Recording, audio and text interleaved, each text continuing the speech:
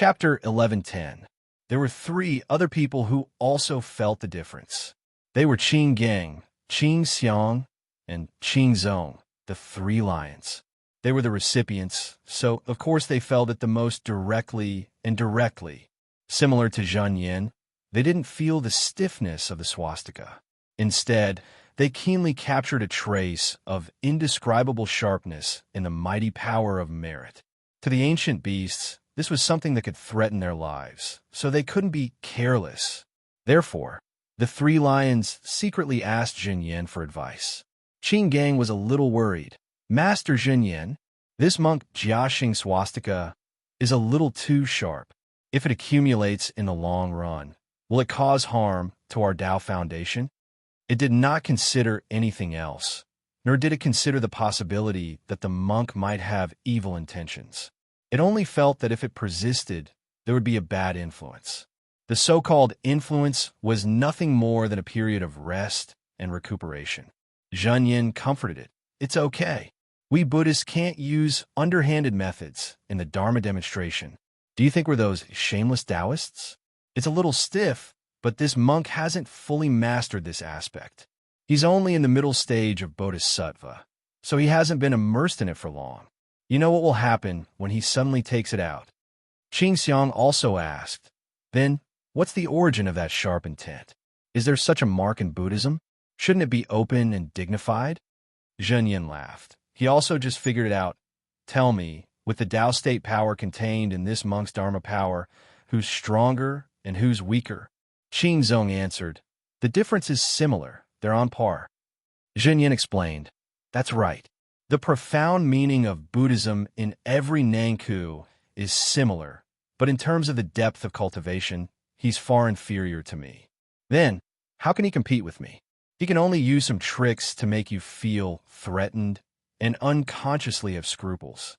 If he can persist, you can't. Actually, what are you afraid of? It's always just a threat.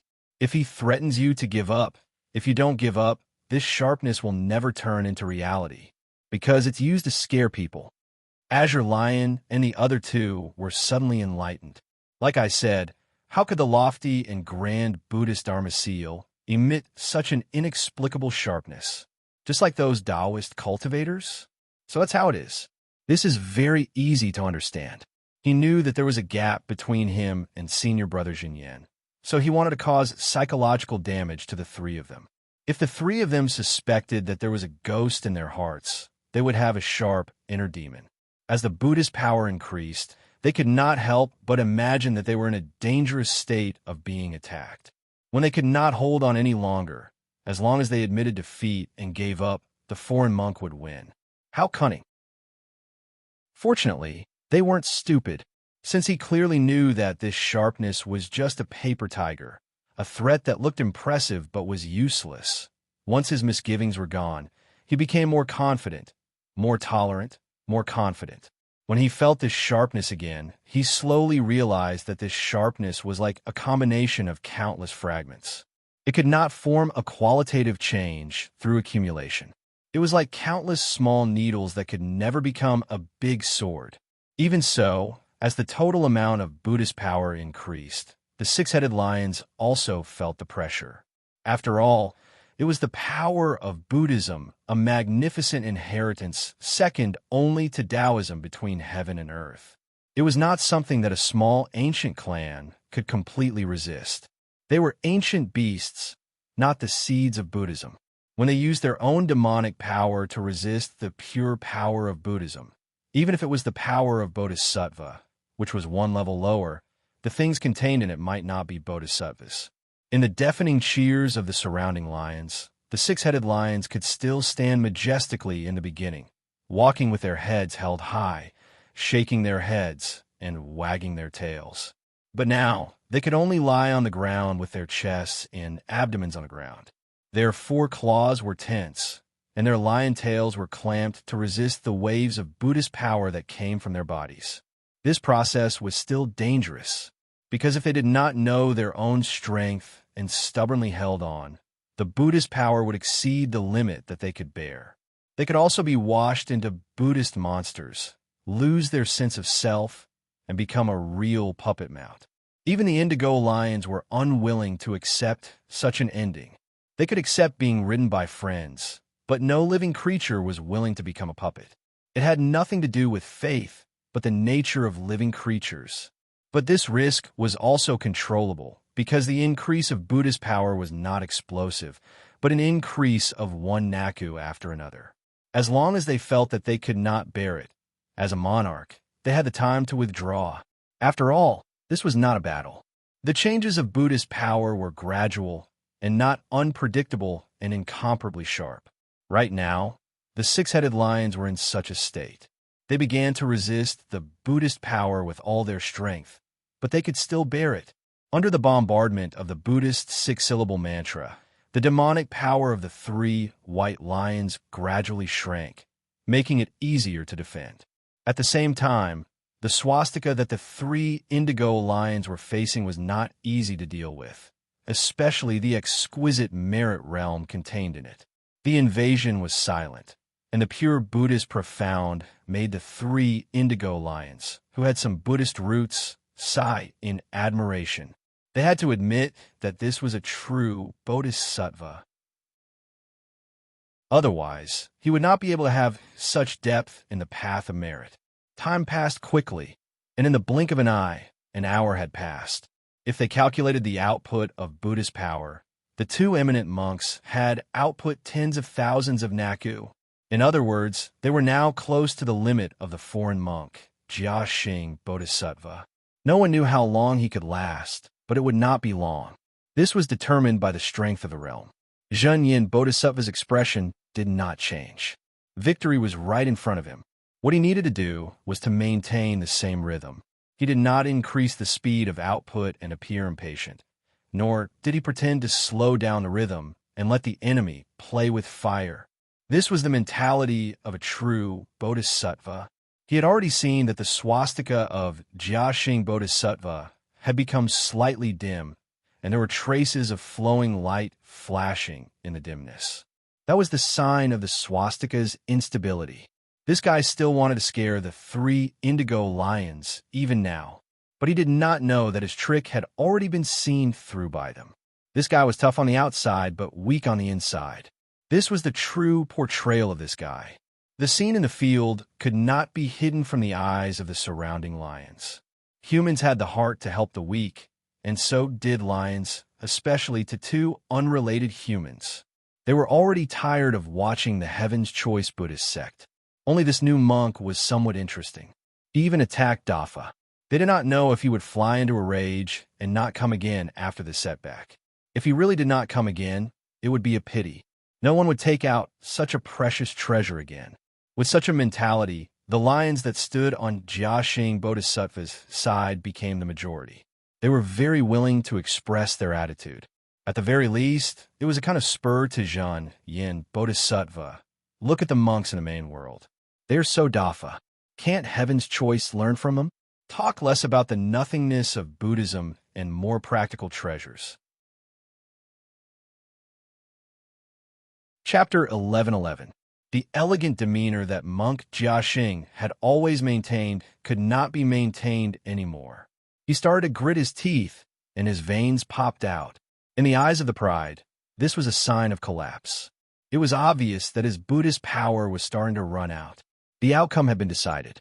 The foreign monk might not know how to chant scriptures, although he pretended to be very good at it. If it was someone else who was gentlemanly and would not be shocked by honor and disgrace, he would stop here and still be able to gain a reputation for not caring about undeserved fame. This was also the last step. However, this foreign monk did not seem to think so. Instead, he persisted, even if he had to use all his strength. However, this was not the territory of humans. This was the territory of the lion race. His competitive attitude won the respect of the pride.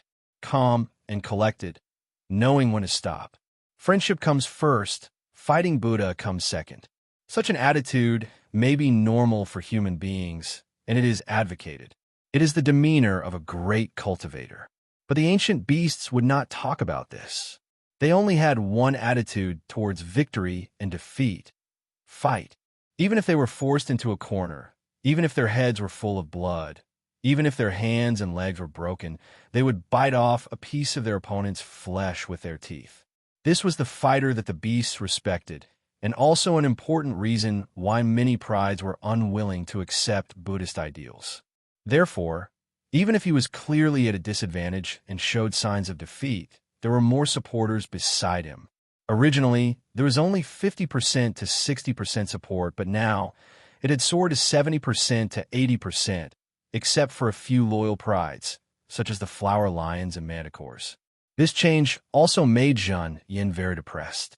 He realized that no matter how much he took the initiative, his opponent seemed to be counterattacking from the other side. He was not at a disadvantage at all, greatly reducing his chances of winning. Shouldn't these stupid lions be cheering for the victor and the strong? Why did they all run to the other side? Not only did monk Jiaxing not admit defeat, he even opened his mouth. Although fighting Buddha did not stipulate that both sides could not use their mouths, silence was golden, and it was also a tacit understanding between both sides. Since they had already attacked, why should they still compete? This guy had already started a competition and was even openly threatening him. "I'll kill the three of you." So stupid. Don't you know how powerful and sharp the Buddhist power I've channeled into your bodies is? Once this power gathers, I won't be able to save you. Even the gods can't save you. Why haven't you stopped resisting and obediently admitted defeat? Go back to recuperate and adjust your Buddhist energy. You're still persisting here. Do you want to die? Jiaxing muttered crazily. He wasn't talking to the three-headed lion, but he released his spiritual sense so that everyone here could hear him. There were boos, cheers, and encouragements in the pride, but there was no sound of persuading the indigo lion to admit defeat. Zhang Yin was infuriated. Wasn't this the least bit of respect for the rules? You can hide some of your methods when you are passing the Buddha's power to intimidate others. This can barely be considered as a strategy, but now you are blatantly threatening me. This is intolerable. Junior brother, be careful. Victory or defeat was a small matter, but the honor of Buddhism was more important. A win is a win and a loss is a loss. With such a threat, it would make others underestimate the weakness of the Buddhists of the origin world. Our Heaven's Choice Buddhist sect will also lose face. Jiaxing Sung panted heavily as he cast the 10,000-word seal. It was quite impressive for him to be able to cast the seal while speaking, but his current output was clearly not as good as before. Each seal was less than a Nanku's worth of energy, and the situation was worsening. As long as one had eyes, they would be able to see how unbearable he was.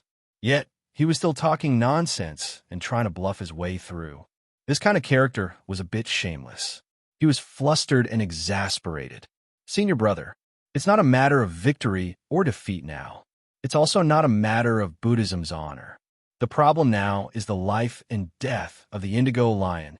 By doing this, do you not care about the life and death of the three true monarchs? Zhang Yin finally couldn't take it anymore. What kind of Buddhist was this? He was simply a hooligan, pestering endlessly here. He knew that he was about to lose, so he wanted to use some tricks to confuse everyone. They weren't stupid, so who would fall for his trick? Just with those three treasures, he could deceive the hearts of all the cultivators here? Shut up, don't talk nonsense. If you have the ability to take the lives of the three true monarchs, that's your ability. I won't blame you. I only admire you. Jiaxing's eyes widened. Senior brother, you make it sound so easy. What right do you have to blame other people's lives? We Buddhists don't harm the lives of ants when sweeping the floor. We cherish the moths and cover the lamp with gauze. Even ants are like this, let alone the three true monarchs. Zhang Yin didn't hold back at all. He was still rapidly releasing Buddhist power, forcing the other party to have no choice but to keep up. Now, this guy's every attack had already dropped to half a Nanku, and it was still rapidly weakening. He was about to give up and admit defeat. Thus, he said disdainfully, "What I'm saying is that our Heaven's Choice Buddhist sect has worked hard for nearly 10,000 years in Tianyuan to have such a reputation. If you have the ability, then destroy it all. Our Heaven's Choice Buddhist sect won't say a word and won't seek revenge." As for the three true monarchs' choice, you can ask them yourself. Jiaxing weakly turned to the three true monarchs. The three of you. After seeing you today, I feel that I have an affinity with you. Not only the Azure Lion clan, but also all the lions in Tianyuan. I feel that the ancient lion clan is the symbol of nobility, the representative of fearlessness, and the embodiment of perfection. Losing one of them is like a knife twisting my heart, let alone three. My swastika seal is strange. It works sometimes, it doesn't. When it doesn't work, it's very ordinary. When it works, it's fatal. Then, the three of you, do you still want to persevere? If you're really in danger, there's no medicine for regret. The three true monarchs glanced at each other. They had already made a judgment in their hearts. At this time, this main world's monk was still bluffing. This made them change their attitude, and they looked down on this monk. They naturally understood their own bodies. With Jia Xing's merit power, although it was very pressuring, it was still far from life and death. Not to mention the Buddha's power in their bodies. Even if this monk suddenly attacked, he might not be able to do anything to them. Therefore, Azure Dipper didn't hesitate. Cultivators are responsible for their own lives. We can't blame you for our choice. Just use whatever means you have. If something really happens to us, we can't guarantee anything else, but the rest of the Azure Lion clan won't find trouble with you. Bodhisattva Jia Xing frowned and looked at the large group of spectator lions outside. Everyone, can you bear to let such a tragedy happen? The lions said in unison. They were jeering and also showing their sincerity. Of course, of course. Jia Xing looked up at the sky and sighed, Heavens!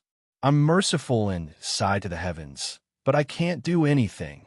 Please don't let my 10,000 seals technique come true. Just let go. I, Jia Xing, have cultivated all my life and never maliciously hurt others. I'd rather have my reputation ruined than see the three true monarchs die. Please open your eyes. Everyone felt like they were watching a monkey show. In the midst of the excitement, they suddenly felt as if there was a muffled thunder.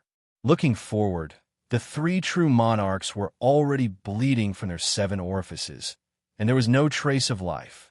However, the 3 Dao disappearing celestial phenomena on Tianyuan were especially conspicuous and strong.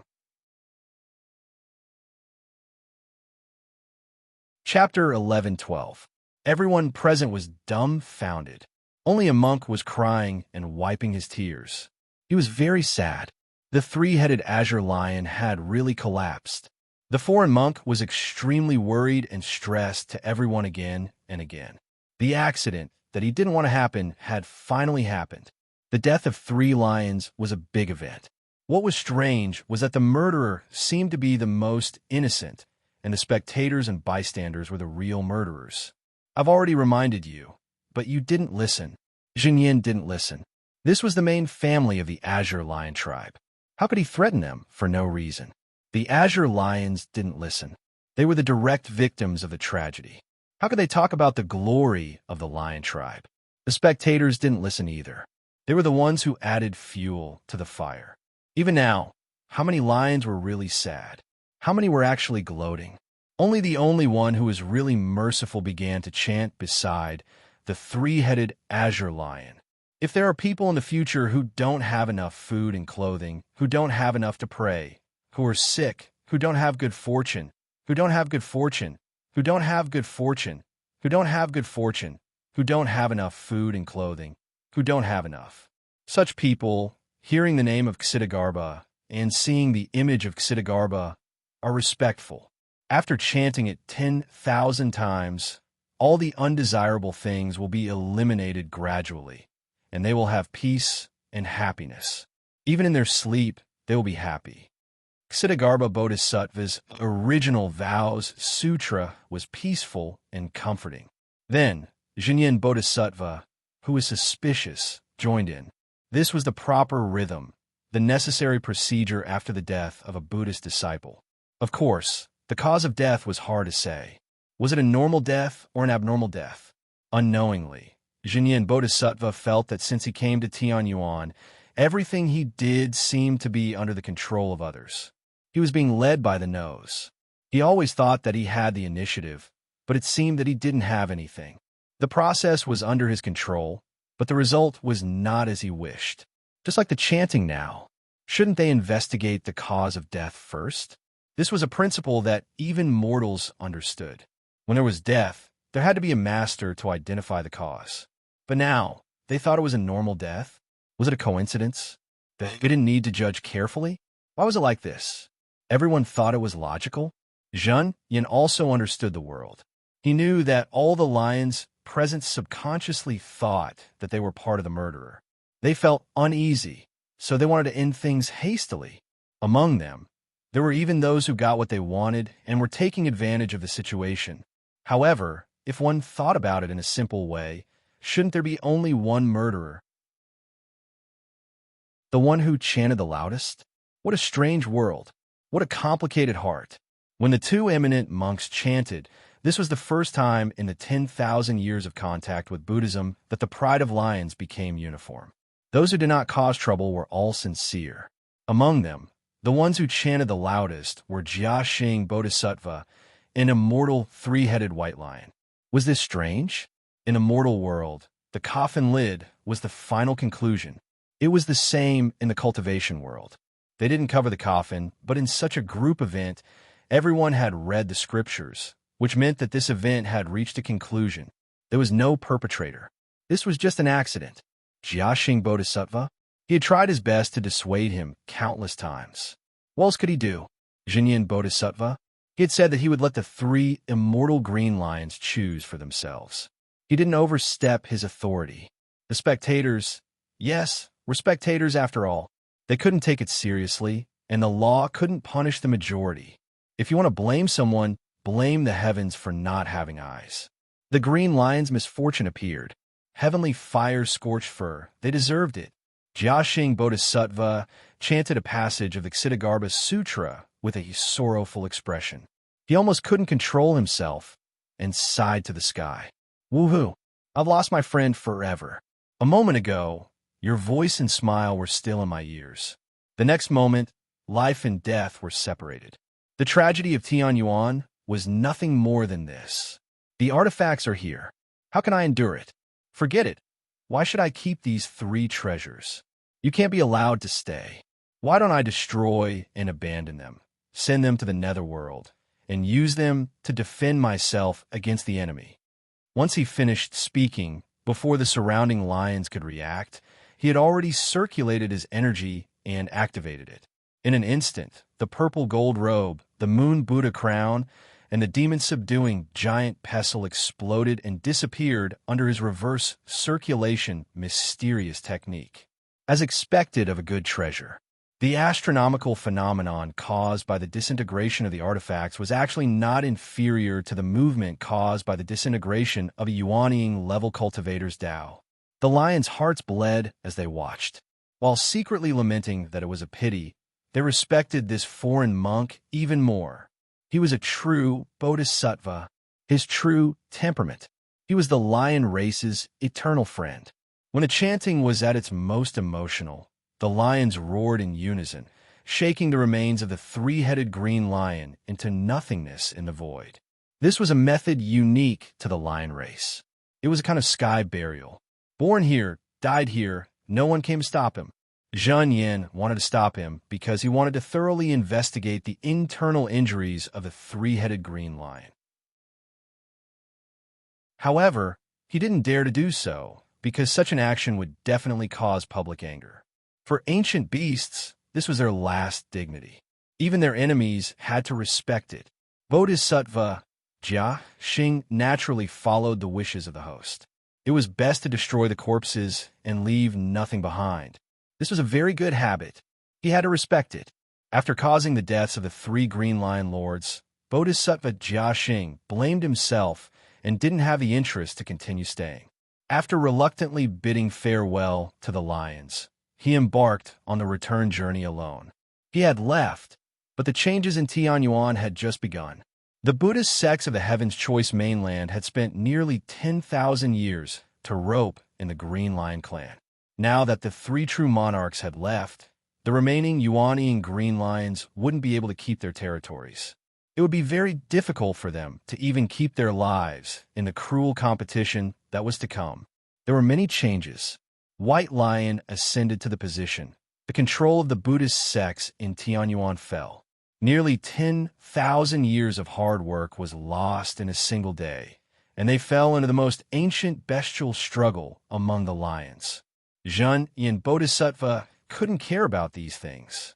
Maintaining the situation in Tianyuan, reporting to the Heaven's Choice Buddhist sect, and so on, these couldn't compare to a kind of impulse, an impulse to find out what was going on. After all, he was a human cultivator. When all these things were combined together, even if there was no evidence, suspicion still surged in his heart. Wasn't all of this too coincidental? It was so coincidental that it was unbelievable. Junior brother, take care. I also have to report back to the Heaven's Choice Buddhist sect. The universe is dangerous. Perhaps we can travel together for a while. Lu Xiaoyi turned around and looked at Zhenyan Bodhisattva, who had caught up with him with a smile that wasn't a smile. He knew all too well why this guy had caught up with him. If he still couldn't react by now, this Bodhisattva would have cultivated in vain. However, it was hard to say to what extent he could react. This revenge could be said to be flawless. It was the result of using his wisdom and strategy to the extreme. He really didn't believe that this Zhen Yin Bodhisattva could see through him. More likely, he suspected that this Bodhisattva came to the autonomous world with the purpose of causing trouble. It was hard to imagine that this was actually just a seemingly rash action taken by a swordsman for personal revenge. Normal people wouldn't do this. Zhen Yin Bodhisattva didn't understand swordsmen, let alone the Buddhist sects of the origin world. Therefore, he could still deceive him. Chapter 11:13. P.S. Wishing everyone a Happy New Year and asking for monthly votes. During the Spring Festival, I will have a small outburst, starting from midnight. Seeing that Old Joie is working overtime, I will reward you with some votes. I guess Senior Brother is here because of the death of the 3 green lions? Lu Xiaoyi went straight to the heart of the matter. There were many reasons why he didn't want to deal with Zhen Yin yet. Before entering Tianyuan, he had wandered around Tianyuan for a period of time. His goal was to kill the monks from Tianyuan and then pretend to be their replacement. But the process was not satisfactory. He didn't know if monk Tianze came late or early, or if he went in another direction, or if he didn't come at all. Since he couldn't stop him, he could only carry out the backup plan, which was to pretend to be an outsider from the autonomous world. But he didn't expect it to go so smoothly. There was a reason why he pretended to be a monk from the main world. He had the realm of merit and didn't know anything about Buddhism. So he pretended to be Hang's root, which was watertight. Now that the matter had been settled, there was no need to kill anymore. If he killed Zhen Yin again, the Buddhists of Heaven's Choice would definitely send people to investigate.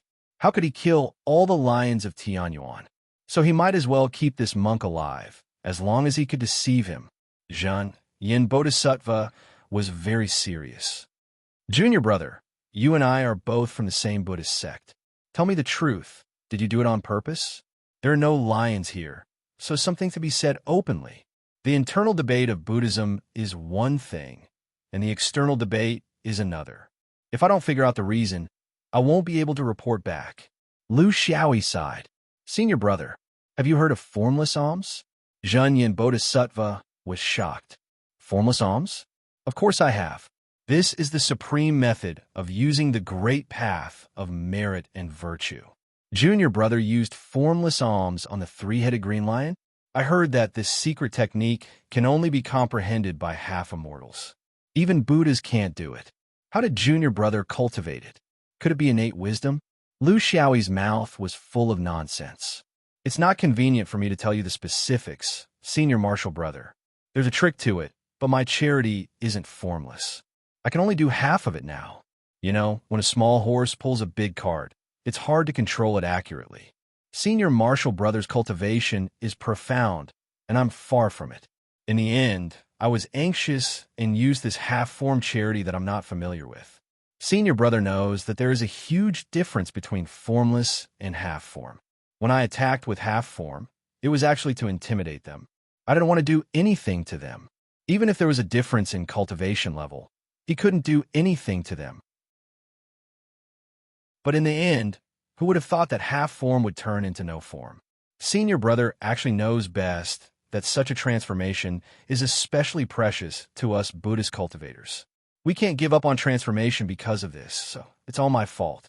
I was at fault for competing with senior brother first, then comprehending the transformation for myself. I didn't take the 3 true monarch azure lions seriously. Please punish me, senior brother. Zhen Yin was suddenly enlightened. Is this why you said it's sometimes effective?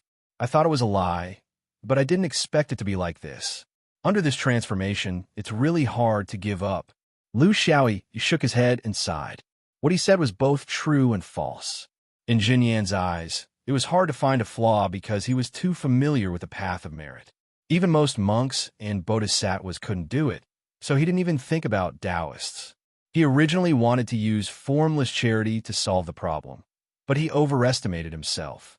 Even Yi Hang, who he secretly learned from, couldn't do it, not to mention him, who had a complicated mentality of seeking repayment and revenge. How could he achieve formless? It was more like death phase. So in the end, the solution to the problem was still his old profession, flying sword. When he poured in the Buddhist power, half form was invaded by the sword chi that was as thin as needles. However, under the cover of half form, no one could see it clearly. They only felt the sharpness, but they didn't expect that it was the sword chi that everyone in the cultivation world would turn pale when they heard it. This was also the reason why he immediately recited the sutra to release the soul from purgatory. He wanted to make the final conclusion and then bury the body, not giving Zhen Yin Bodhisattva a chance to take it seriously. If he really touched the corpse, it would be obvious whether it was the power of Buddhism or the flying sword Taoism. It was as clear as day as the lice on the bald head. Although he had achieved his revenge, it was not perfect. Unlike now, he had to let the lions remember his kindness after killing the lion. Shaoxing, Chongshan, Temple Jiaxing, I'll remember you. I'll report this matter truthfully to Heaven's Choice Buddhism.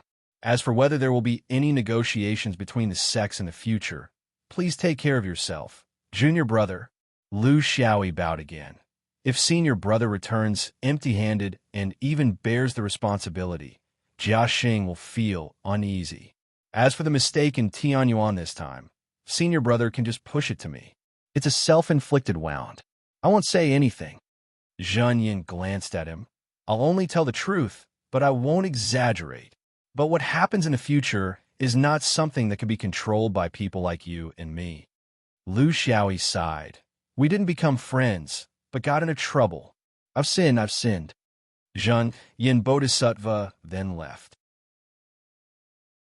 In fact, he knew very well that it was impossible to fall out with the Buddhists of the main world because of 3 harmless lions. He did report it, but the biggest possibility was that it was just one of the countless, inexplicable things of the Buddhists. Heaven's Choice Buddhism had roped in countless strange beast clans in the negative space, and the lion clan was not the only one. Besides, weren't the lions still there? They just had to continue working hard. How could they not forget such a small matter? Those who did big things did not bother about trifles. This was a necessary quality. Lu Xiaoyi was in a good mood. This revenge trip could be said to be hearty. At first, he wanted to investigate, but later it became fishing in troubled waters. In the end, with the cooperation of all sides, he was unscathed, which was completely out of his expectations. The possibility of successful revenge was not high if he used force. Not to mention that the Azure Lion had 3 supremes. It was impossible for the other lions to let an outsider do whatever he wanted in Tianyuan. How could he, a Yuanian cultivator, kill a group of dozens of supremes? Even a novel would not dare to write like this. As for why he had to say that he was from Shaoxing's Heavy Mountain Temple, he had his own considerations.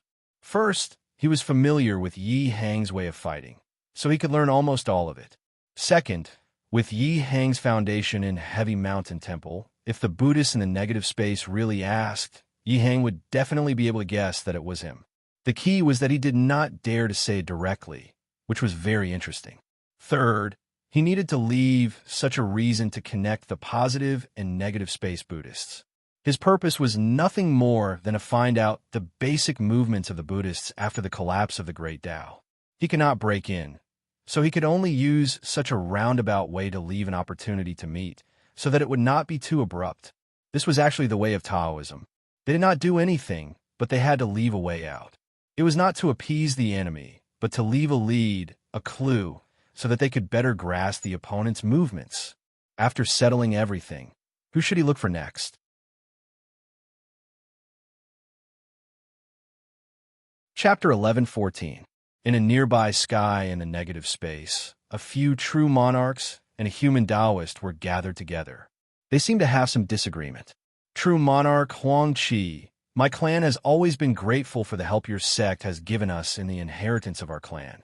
However, since we have an agreement, you shouldn't force us, right? One of the true monarchs frowned and said. The Taoist smiled and said, I'm not forcing you. I'm just following the agreement. With the inheritance technique of my orthodoxy, it's impossible for such a situation to happen. Therefore, it's you who broke the agreement and not me who forced you. You have to be clear about this. True monarch Shirlu listened from the side and sighed. The siren race was having a hard time. There were various reasons. It wasn't just the change of the great Tao that everyone had to be careful about. To them, more importantly, it was the change that came from the siren race itself. Among the races in the universe, the sirens were a small race. There were many races similar to them in the universe.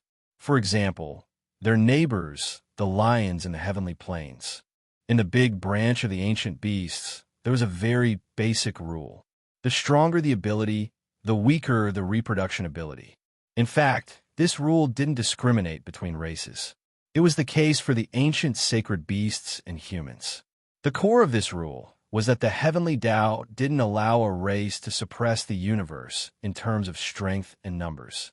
This was the foundation that maintained the universe's cultivation world. The sirens were one of the beasts that lived under the heavenly Tao. Of course, they had to follow this rule. This was the reason why the sirens race had always maintained the number of 3 to 400. It didn't increase or decrease. After 1,000,000 years, they continued to live like this. However, after 1,000,000 years of changes, their method of inheritance and reproduction started to have problems. The problem was that their bloodline had started to have the tendency to change in the direction of humans. No one could tell if this was a good or bad thing.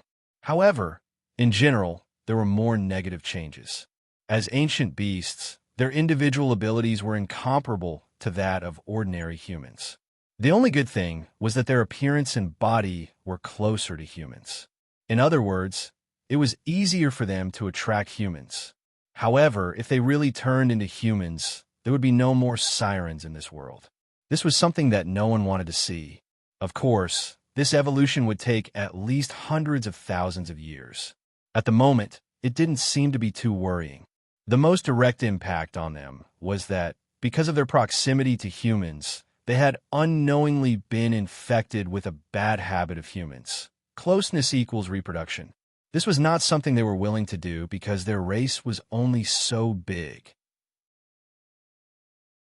There were only a few hundred of them, so how could they completely avoid it? The descendants of the sirens were not like what humans imagined. They were the seeds of other kinds of life. What really played a role was the genes of the sirens themselves. In fact, there was communication among the sirens. Since they could transform into beautiful women, they could also transform into strong men. These things did not need to be discussed in detail, as they were the secrets of each species. However, the problem for the sirens was that they wanted to obtain the seed of the great path of the humans, but they also wanted to avoid the influence of the humans' powerful genes. This was a little difficult to deal with. It was difficult for the sirens to change their predicament with their own strength, which was the limitation of the primeval beasts. But it did not matter. In the world of cultivators in the universe, there were human beings who were omnipotent and meddling everywhere. A mysterious human orthodoxy had extended a helping hand to them. It was said that this orthodoxy was very good at alchemy, and they had a way to resolve the weakening tendency of the sirens due to close contact. They had been helping them for hundreds of years, and the sirens were pleasantly surprised to find that this human orthodoxy was really capable, and the effect was obvious. However, in the world of cultivators, there was no such thing as help for no reason. Everything had to be paid for, and the only difference was the method used. We have already explained to you. Although this person stayed here for more than a month and came into contact with no less than 10 sirens, unfortunately, he did not leave any seeds behind. In other words, they were all dead seeds without any vitality. If you want us to hand over the pregnancy blood, please forgive us for being powerless, because it does not exist. Taoist Huang Qi insisted on his opinion. I am a scholar. I don't believe in chance, but I believe in alchemy. Our alchemy can increase the fertility rate of the nobles to 50%. If 2 sirens were to accept the seed, the probability would reach 70 to 80%. Just like what you said, if there were 10 sirens who were to be implanted, the probability would be fixed. It's just a matter of how many embryos there are, not whether they exist or not. This is also our agreement. We have the right to harvest the blood of any successful siren, and it will not affect the rebirth. I just want to know, what are you worried about? Do you think too highly of this human and want to protect him in order to win his friendship? This was the agreement between this mysterious human orthodoxy and the sirens. They had the right to take away a few drops of the human cultivator's blood. What was their purpose in doing so? Even the sirens, who had never cared about the disputes in the cultivation world, could guess that it was not something good. However, they had received help from the other party, so they could not go back on their words. This was the foundation of the survival of all living beings in the universe.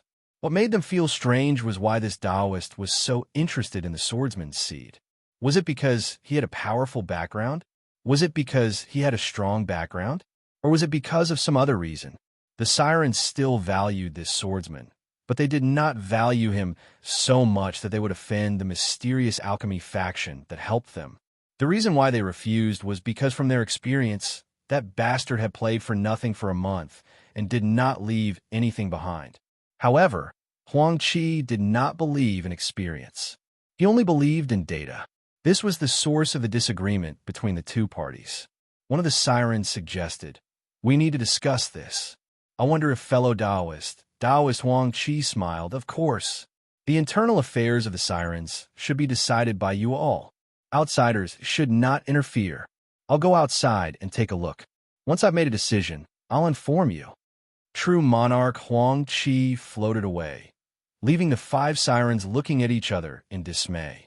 One of the sirens grumbled, "This Taoist Huang Qi, I think he must have damaged his brain from studying too much. He's not a woman.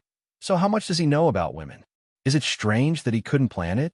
That swordsman is also a good-for-nothing. I've only heard of humans who did not give money for nothing, but I've never heard of one who did not even give the seed. They're all good-for-nothings, and now they're making us suffer." Another true monarch was very careful. Taoist Huang Qi did not take the blood essence of every human here. I wonder why he took a fancy to this swordsman this time. Is there some unspeakable secret? The oldest true monarch siren sneered. What secret? He said that he wanted to use it to research how to help our sirens procreate better. But it's just a pretense. From what I see, he's probably using the blood essence to control the seed itself. Humans. Actually, they're the most evil race. There's nothing they don't dare to do. Now that the great Tao is collapsing, all kinds of monsters are coming out. We're caught in the middle, so we have to be careful.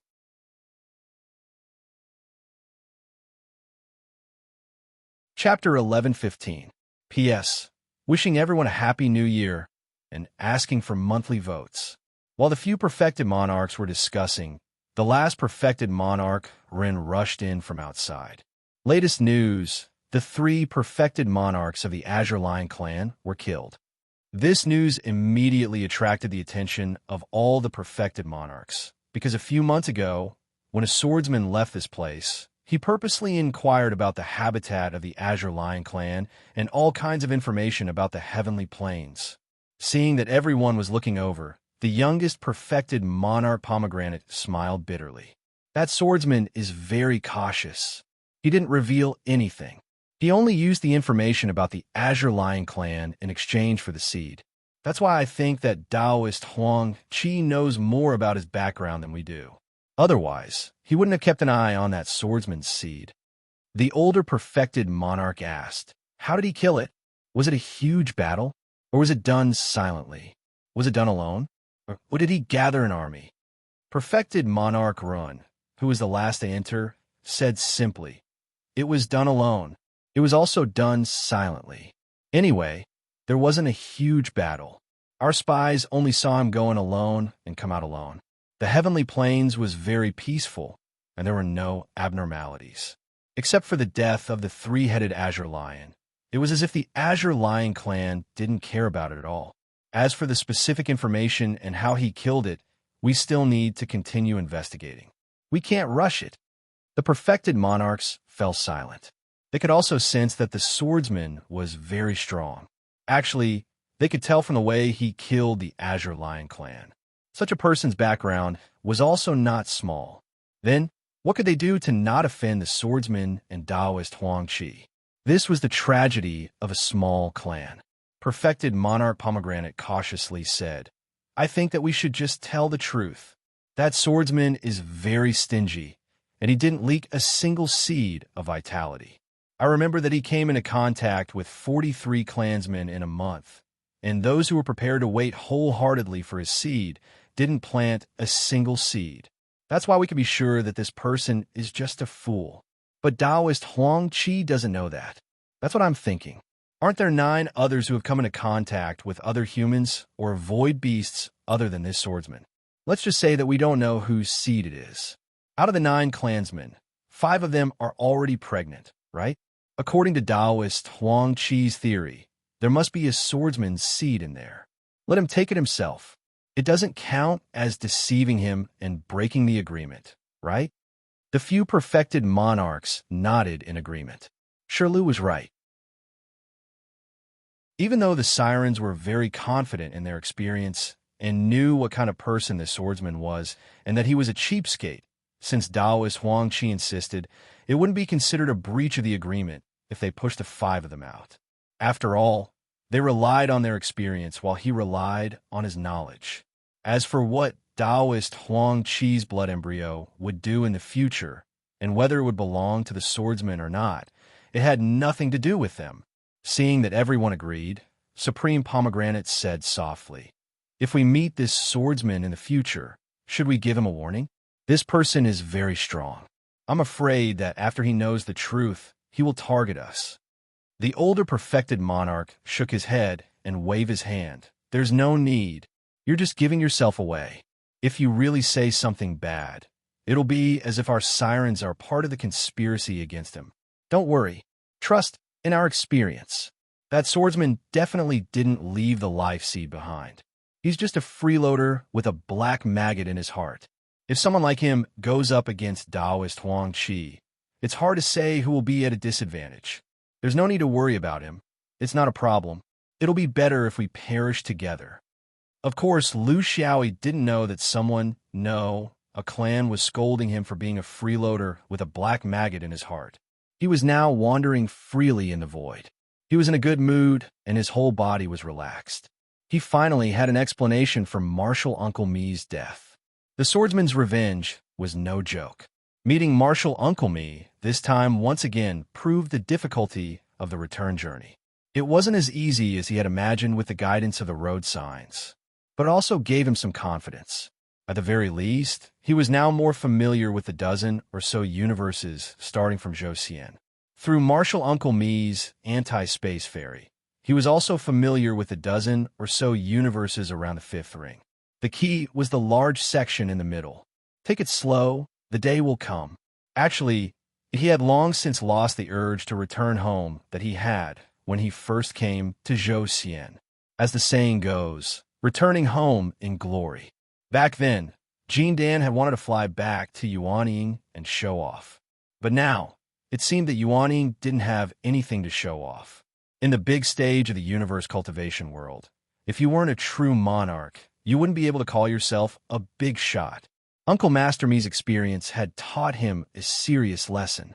Reality proved that the swordsman was also a human, not a deity. Even when facing Zerg and the beast race, they still had to pay a price. No one was invulnerable and immortal. Slogans could be shouted, but the specific actions would depend on the situation at the time. Just because he was a swordsman, he couldn't really think that no one in the cultivation world could stop him. This was a huge hole in his perception, and he had to put an end to it. The news he heard about the fifth ring sword vein driving away the insects was either spread by unrelated people, or the sword vein soul bodies were not true. They didn't mention the price the sword vein had to pay to drive away the insects. Now he finally knew. The battle back then did not count as injuries. In fact, there were 3 sword range perfected monarchs who had died. Perfected monarch Xin Yuan Cheng, perfected monarch Mi of Weijian Mountain, and perfected monarch in a firmament sword sect. Of course, the loss of insects was even more disproportionate. There were 5 young god insect monarchs and hundreds of other perfected monarchs. True monarch Mi felt that it was a pity. In a moment of impulse, he trapped himself and his friends in the negative space.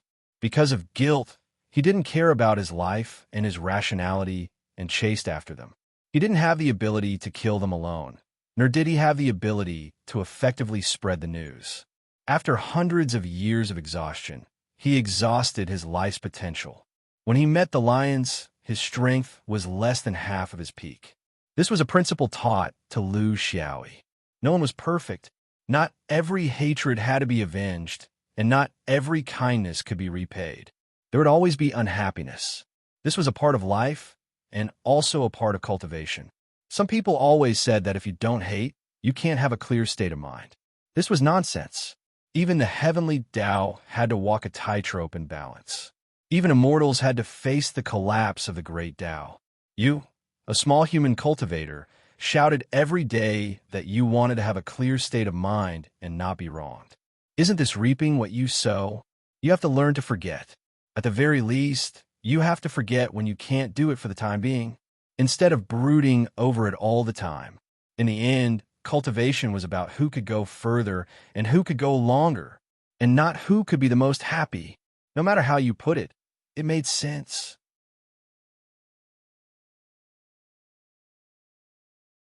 Chapter 11:16. A few years later, Lu Xiaoyi completed his exploration of the coordinates in all directions. After celebrating his 900th birthday in the negative space, he returned to Zhou. After exploring the negative space for more than 50 years, he had a more direct understanding of the location of the negative space in Zhou. His biggest feeling was that entering the negative space from Zhou was closer to the Heaven's Choice continent, but it was abnormally far from the 5 rings of sky. He had no idea what this meant for the time being. After going around the shaking shadow realm and the unfettered wandering realm, he was invited to the Qingwei immortal sect by Slug's message talisman. On a cliff in the Qingwei mountain, he unexpectedly found that he was not the only guest. Other than his master, Slug, there were also morning-dressed Qing Xian and Rabbit Split Lip. This was because the original group of 4 Jindan realm cultivators had been reunited, but now it was 4 Yuanying realm cultivators. Even though the heavenly Tao had opened a gap in the era of the collapse of the great Tao, it was not easy to advance to the Yuanying realm. In the eyes of mid-level and low-level cultivators, they were considered little ancestors who could roam the void. Therefore, when someone called them by their original nickname, Slug was very dissatisfied. "One ear, how old are you? More than 900 years old, right? In any case, we're all Yuanying. Can't we respect each other a little? I also have a main account." Lu Xiaoyi was still the same. "I don't know your main account. I only know that Slug invited me, so I came.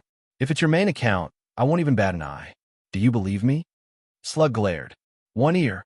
This is Qingwei Mountain, not Yaoing. Why did he speak like the king of a mountain? Couldn't he be a little more refined? Poor Taoist? Below?" Lu Xiaoyi laughed. "I'm not poor. I don't want to be below. Why don't you go and ask the 2 of them? Is it because of your main account? Or is it because of your nickname?" Qing Xian coughed lightly. "Slug, Rabbit's split lip chimed in. Slug, I think your big name doesn't sound good. Slug sounds more familiar, and it's more recognizable. All of Slug's efforts went down the drain. Fine, fine, fine.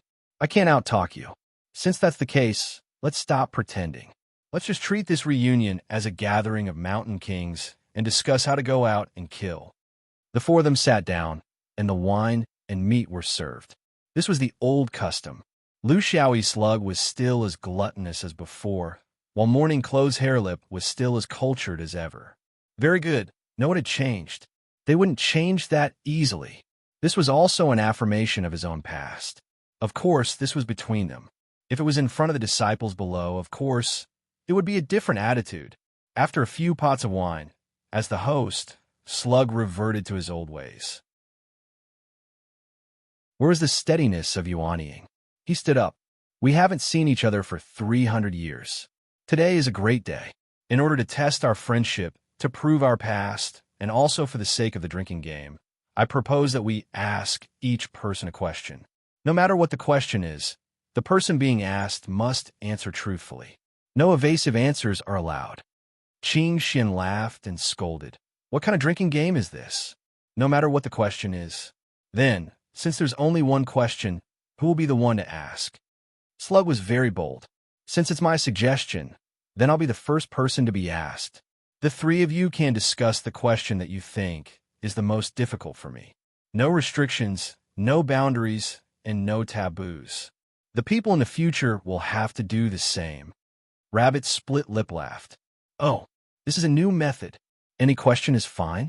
If we ask you about Qingwei Mountain's top secret, will you answer truthfully? Slug patted his chest. Of course. We're all friends. If we don't know, then we must say it. Otherwise, we won't be able to eat and drink to our heart's content. In the future, there will be a gap between us and the void of the universe. It's very inappropriate. Rabbit's split lip glared. He had known Slug for the longest time. There must be a reason for such a drinking game. He was afraid that what he wanted to ask everyone was whether they could still trust each other like before. The changes in the realm could bring about many changes, but these changes would not stay on the surface. They would be hidden deep in the heart. The general trend of the universe, the middle trend of Zhou Xian, the small trend of the sect, plus the individual's encounters in the past 200 to 300 years, who could say for sure that they would still be the same as before? This was not something that could be done just by thinking about it. A lot of things were involuntary, a lot of things were forced by the general trend, and a lot of things went with the flow.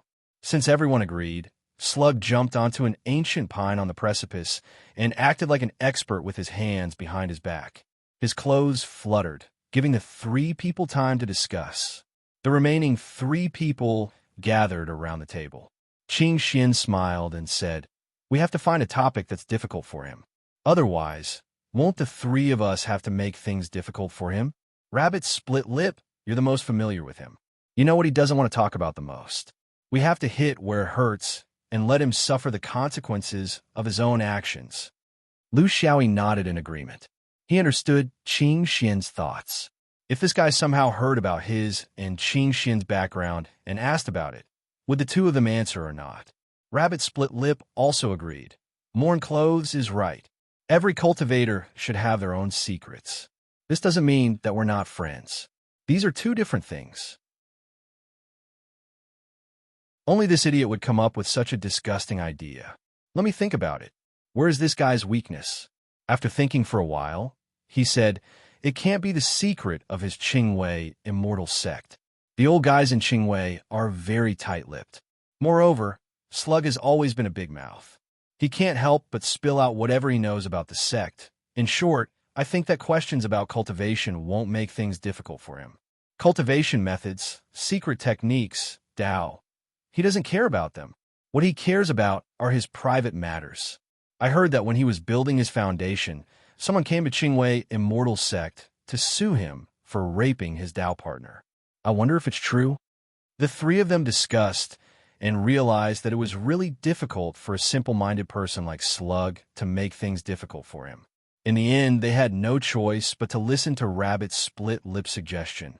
When Slug heard their questions, he stared fixedly at Rabbit Lip, because he knew that the other two couldn't possibly know about this trivial matter when he was building his foundation. The only one who could expose him was Rabbit Lip, who he had known the longest. What a beast in human face. He felt that there was nothing that he couldn't say. This was also related to the Tao that he was cultivating now. However, he didn't expect his old friend to be so vicious. That's right. I did make a big mistake when I was building my foundation. Because it was good wine, I stole Master's celestial wine and got drunk. I then raped the girl that I've always liked. That girl wasn't my Tao partner. She was just an ordinary mortal girl. Qingwei Immortal Sect has very strict rules about this. This was especially true when cultivators bullied mortals with their strength. Originally, I should have been expelled from the sect directly. However, in order to save me, my master gave me a brilliant idea. He said that if I cut off my Tao partner and went to the punishment hall to receive my punishment, I could avoid being expelled. I did that because I was quick-witted, I wasn't expelled. However, because I didn't have the ability to regenerate my Tao partner when I was building my Tao partner, it couldn't grow back. Later, my master gave me another brilliant idea. He said that if you practiced Hum and Ha, you could use Hum and Ha to stimulate the growth of your Tao partner every day. I practiced it, and later, I won the title of Slug by snorting.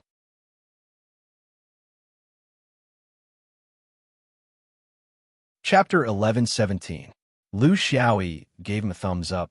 Your master is really talented. I guess he purposely let you steal the celestial wine? Qing Xian added insult to injury. Maybe his master was the one who tipped him off. For the sake of his disciple, your master went all out. Rabbit Lip added. His master is a Kuan cultivator. Qing Xian immediately corrected herself. If that's the case, I take back what I said earlier. It should be that your master went all out for the sake of eating the cradle. Lu Xiaoyi sighed. Say this person, if he's drunk, so be it. He can't even differentiate his target. He's really stupid. I was wondering why your snorting was so gentle and soft. I thought it was because you've reached a certain level, but I didn't expect it to be used like this. It's too disgusting. I'm ashamed to be associated with you. Everyone disperse. There's no way to be friends with someone like him. The three of them pretended to leave, making Snotty so angry that he screamed. The second person to stand on top of Old Song was Hairlip. Of course, among the three people who dug up Old Song's private matters, Slug naturally became the main force. As revenge, he mercilessly tore open Hairlip's long-sealed spiritual scar. The two of them stared at each other like fighting cocks, and the only thing left was to fight with their hands. What was the most painful thing? The hurt of the most trusted person. One had to say that Snotty was reaping what he sowed. His method of closing the distance between them after 200 to 300 years was a little presumptuous. Next was Qing Xian. Before Lu Xiaoyi could say anything, Rabbit Lip smiled mysteriously. I think I know a little about Morning Robe's secret, but it's not very comprehensive. I'll ask the question this time. Lu Xiaoyi had a bad feeling. Sure enough, Rabbit Lip went straight to the core of Qing Xian's secret once he opened his mouth. Morning Robe, we want to know your origin? Not the sect you're in now, but the place you were born in? This question is simple, right? Everyone is taking good care of you. Qing Xian turned around and looked at the three of them. She sighed. How should she answer? This was a problem. Fortunately, they were only asking about her origin, not her motive. I'm from a distant orthodoxy called the Three Pristines. His strength was no less than that of the 9 upper sects of Zhou Xian. With our cultivation, we probably won't be able to reach Zhou Xian even if we fly for a lifetime. Moreover, we don't even know the way. How'd he get here? And that was when he acted recklessly when he was a Jindan stage cultivator. I mistakenly entered a spatial rift and traveled through it for 10 years. But it's not bad. With you, Zhou Xian, guiding me with destiny, I'm afraid I would have to bump into a wall in the spatial rift for the rest of my life. Qing Xian's answer was watertight, and it was the truth. The only thing he concealed or didn't explicitly state was his purpose for coming here. It was a very cunning answer. If it were Lu Xiaoyi, he would probably have no choice but to give such an answer. Slug laughed. Huh. So there was a spy among the four of us. The three pure ones. This sex orthodoxy is very impressive. I've often seen it in the sect's ancient records. They had a dominant position in the upper echelons of the cultivation world. I didn't expect such a big bug to be hiding among us. He was joking. In fact, Rabbit Lip, who raised the question, was also joking. In the process of cultivation, the higher the level of a cultivator, the more they could understand the intricacies of the cultivation world. They would also be more tolerant and would not be like when they were building their foundation. They also understood that under the overall structure of Taoism, the integration and infiltration of each other were inevitable. Perhaps there were indeed some with ulterior motives, but most of them were forced by the situation and had no choice but to do so. There were many reasons. For example, if Rabbit Lip had heard of such things, why did the upper echelons of the sect remain indifferent? This was a private joke between friends. For cultivators, the premise of such a joke was to say it here and stop there. If anyone leaked it out, they would not be able to stay in this circle anymore. For cultivators, this kind of tacit understanding was often more important than the sect's rules. They could no longer return to the state when they were young and ran to report to their elders as soon as they received any news. This was the maturity of cultivators. A friend from a distant place with an unfamiliar and powerful orthodoxy. Who knew if they would rely on this point in the future cultivation process? When something happened, mention that I have a friend in the three pure ones.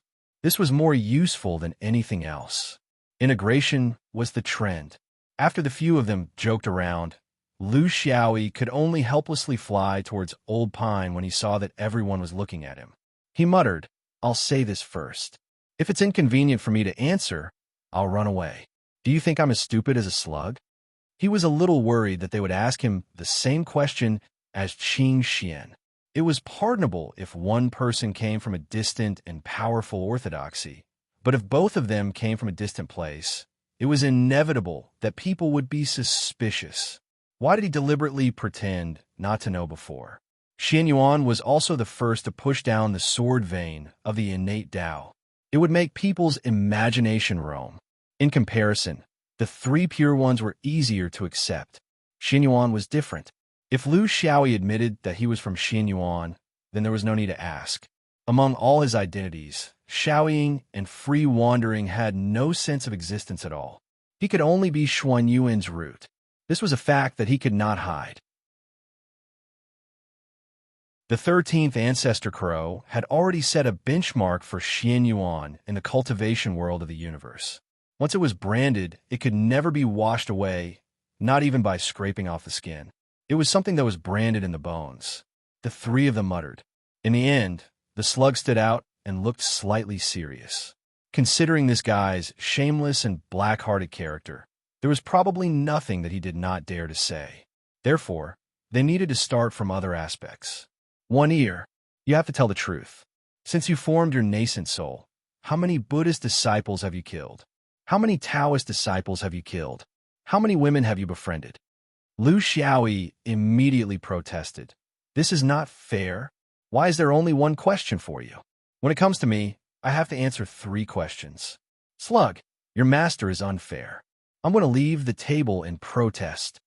The 3 of them surrounded him. The threat was obvious. Lu Xiaoyi saw that he could not escape and had no choice but to count with his fingers. Monks I've killed before. Let me think. 1, 2, 6, 7, no, I think there's still... He was not pretending, but it was really hard to calculate. Just in the ruins of N's cave, he had killed a lot, and there was also the negative space. There are Taoists too. Do bugs count? Do ancient beasts count? Slug was speechless. Of course. We have to know how many enemies you have in the outside world. It's better to plan ahead. If there are too many, you should take the initiative and leave the group.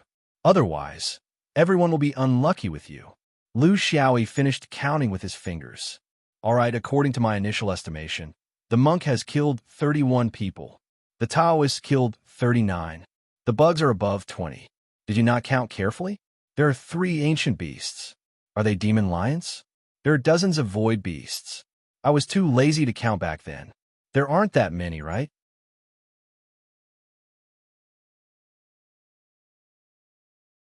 Chapter 11:18. The three of them were speechless. It had only been 200 years since he became a nascent soul, but he had already killed 1 or 200 Yuanian cultivators. This number was too terrifying. It meant that he had killed 1 a year. Many ordinary Yuanian cultivators would kill in single digits in 100 years during their cultivation, and this was only for those who liked to go out and have fun. Some of them stayed in the sect to do research and cultivation, and after they became nascent souls, they would not be killed unless they stepped on an ant. With Lu Xiaoyi's killing rhythm, if 10 out of 100 cultivators were like him, the cultivation world and the universe would be wiped out in less than 1,000 years. Here, this isn't good, right? Aren't you afraid that you will be entangled in karma and can't get rid of it? Rabbit Lip shook his head. Lu Xiaoyi shrugged helplessly. You can't blame me for everything, right? Basically, it was others who provoked me. I was very honest and didn't even talk back when I was scolded.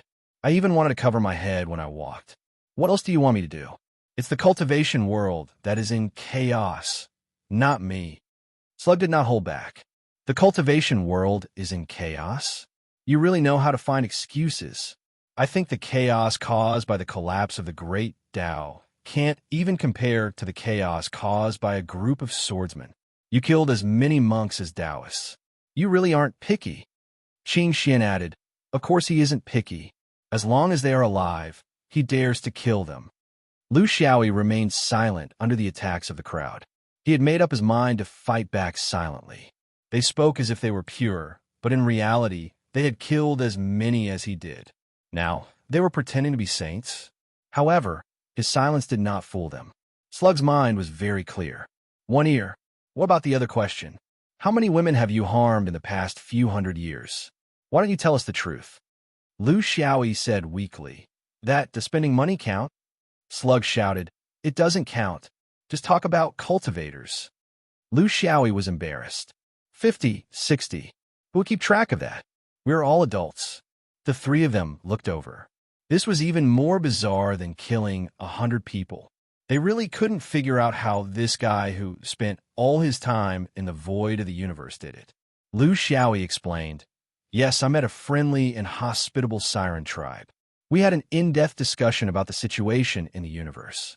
The effect was obvious, the atmosphere was friendly, and the relationship was harmonious. After the drinking game was over, they slowly entered the main topic.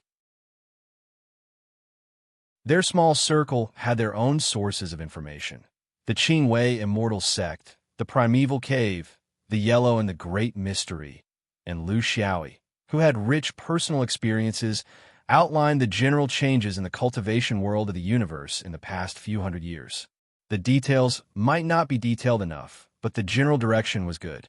As a Yuanian cultivator, not understanding the general trend was a great taboo. There were all kinds of news from the 2 great Buddhist sects in Zhou-Xian, from the outer realms, and from the anti-space. Those who were astute could always find some clues. As the host and convener, Slug talked about his purpose.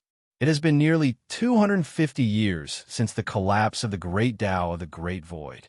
The Yang God ancestor of the Qingwei immortal sect vaguely mentioned in his speech that the next change is coming. I think that in addition to the one who is indulging in pleasure in the universe, the two of you should have also sensed this from the higher-ups of the sect. Qing Xian and Rabbit Lips nodded. The Yang God Supreme was the most sensitive to the changes in the innate Great Tao, perhaps including the hidden hints from the half-immortals of the Orthodoxy. Therefore, there was no such thing as being kept in the dark. In other words, the next Great Tao that was about to collapse had already begun to show signs. The collapse of moral destiny happened suddenly, and there was no preparation or premonition. However, from the beginning of merit, the cultivators of the lower world were not completely ignorant. Sooner or later, there was always a premonition. This may be the difference between the path of Zenith Heaven Golden Immortal and the ordinary innate Great Tao. The innate Great Tao of Golden Immortals seems to be easier to perceive. After all, with the collapse of merit and Great Void, the upper sect have never stopped studying the external performance of the innate Great Tao in the universe before and after the collapse. After so many years, they have finally gained some results. Based on the information I heard from the higher-ups, There are probably no more than 3 great Taoists that may collapse this time: slaughter, destruction, and impermanence. I wonder what Tai Xian and Yuanshi think about this. He did not mention Xiao Yaoyu, probably because he knew that Lu Xiaoyi had been wandering in the universe all year round and had limited spies in the sect. Therefore, he simply did not ask. Even if he asked, it would be useless. Lu Xiaoyi was also happy to only have one ear. Rabbit Lips said seriously, "The higher-ups of Yuanshi's opinion is slaughter, destruction, and nirvana."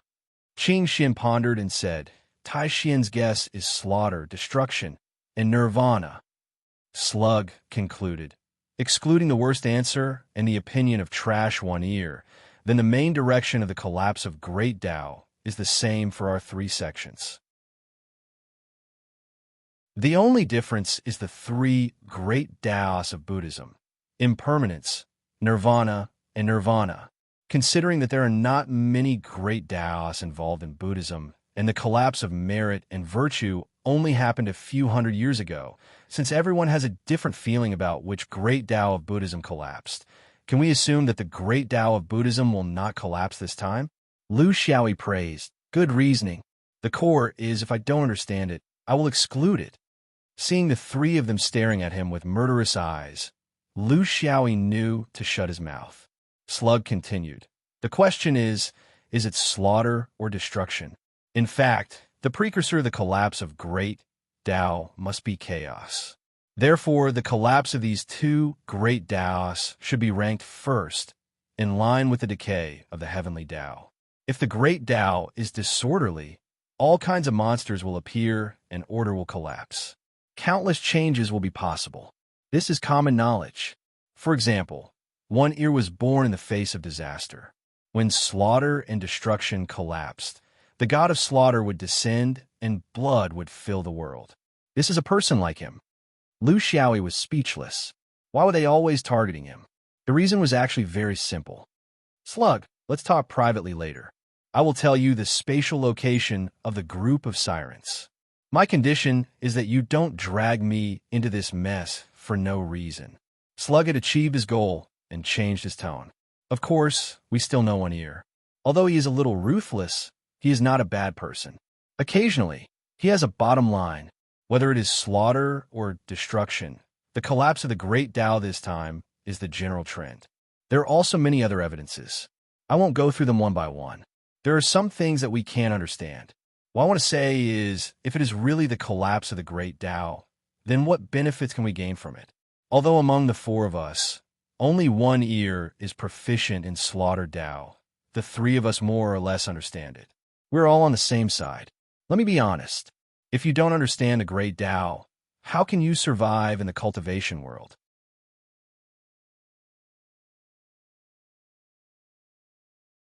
Chapter 11:19.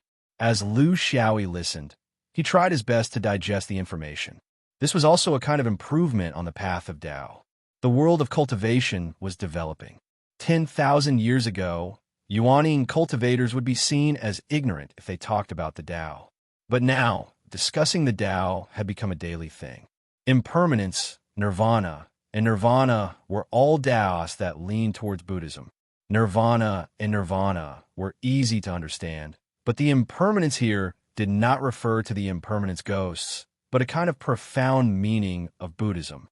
All the Taos in the world were born from the combination of fate and fate. The Taos that were born from fate had no self-nature. They were born from the combination of fate and died when fate scattered. They could not stay in the world for 3 generations. To put it bluntly, one could not have the heart of the past, the heart of the present, and the heart of the future. Because all the Taos in the world were permanent, they were called impermanence. To put it simply, the essence of the cultivation world was that nothing would remain the same forever. Everything was changing, and things could only survive and change. This included human thoughts. If a person or a sect did not think to improve and did not know how to change, then it was destined to become a fragment of history. In this sense, Lu Xiaoyi felt that the collapse of this thing in advance was very reasonable. The collapse of the Anitya Hell Guards didn't mean that the core concept of the Anitya Hell Guards was wrong. Rather, it was because the laws of change in all things had become uncertain. For example, the Anitya Hell Guards in the past were a sine wave with a regular pattern because of someone's Tao unification. But after the collapse of the Anitya Hell Guards could become random waves that were different from each other. When everything in the universe began to be based on impermanence, it was also the beginning of chaos. The great Tao of massacre began to have no basis. Everyone had their own Tao of massacre. The great Tao of destruction began to have no framework. Everyone had their own system. The great Tao of impermanence began to lose its regular changes. Thus, the changes of everything in the universe began to become disorderly. Big as the stars, small as the living beings. To an individual, they could change as they pleased. Of course, in the end, they had to become stronger and adapt to the world, and not disappear. To Lu Xiaoyi, his sword Tao was also a kind of impermanence.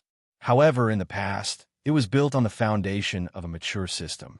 In the future, he would be able to be even more bold and unconstrained because some of the constraints were gone. In a sense, the collapse of the impermanence of the impermanence of the impermanence of the impermanence of the impermanence of the impermanence of the impermanence of the impermanence of the impermanence of the cultivation world. However, his conjecture was purely based on his own assumptions. He did not have any concrete evidence to back it up, so he did not want to insist or argue about it. To him, it was none of his business to destroy whoever he wanted. There's a dangerous place in the universe. It's called the Fragrant Grass Trail. I think everyone knows about it. The slug finally got to the point. The Fragrant Grass Trail's name sounded very poetic, but it was actually one of the most dangerous places in the dozens of universes near the upper realm of Zhou. It formed a strong contrast with its name. It could be understood as an important strategic location. In this direction, the other end of the Fragrant Grass Trail was a large, barren universe. It was an empty space where the cultivation world was extinct. It was also the size of dozens of universes. This empty space was separated from the dozens of universes where the human cultivation civilization, led by Zhou Xian, was at its peak. It formed the two worlds of the cultivation world and the non-cultivation world. The dangerous places in the universe were mostly celestial phenomena. For example, the attraction of black holes and the eruption of stars were places that human cultivators could not approach. The Fragrant Grass Trail was different. It was not a celestial phenomenon, but a plant that grew out of the void of the universe. It was just like the ubiquitous grassland in the world. However, the grass here was three-dimensional. Furthermore, it could kill people. A single blade of grass might not matter to a cultivator, but if it was an endless amount of murderous grass, there were also cultivators who crossed the Fragrant Grass Trail into the barren universe. There was only one goal. Because there were no traces of humans, the spiritual opportunity there was more abundant. The premise was that you could cross the Fragrant Grass Trail and deal with the masters there, the void beasts.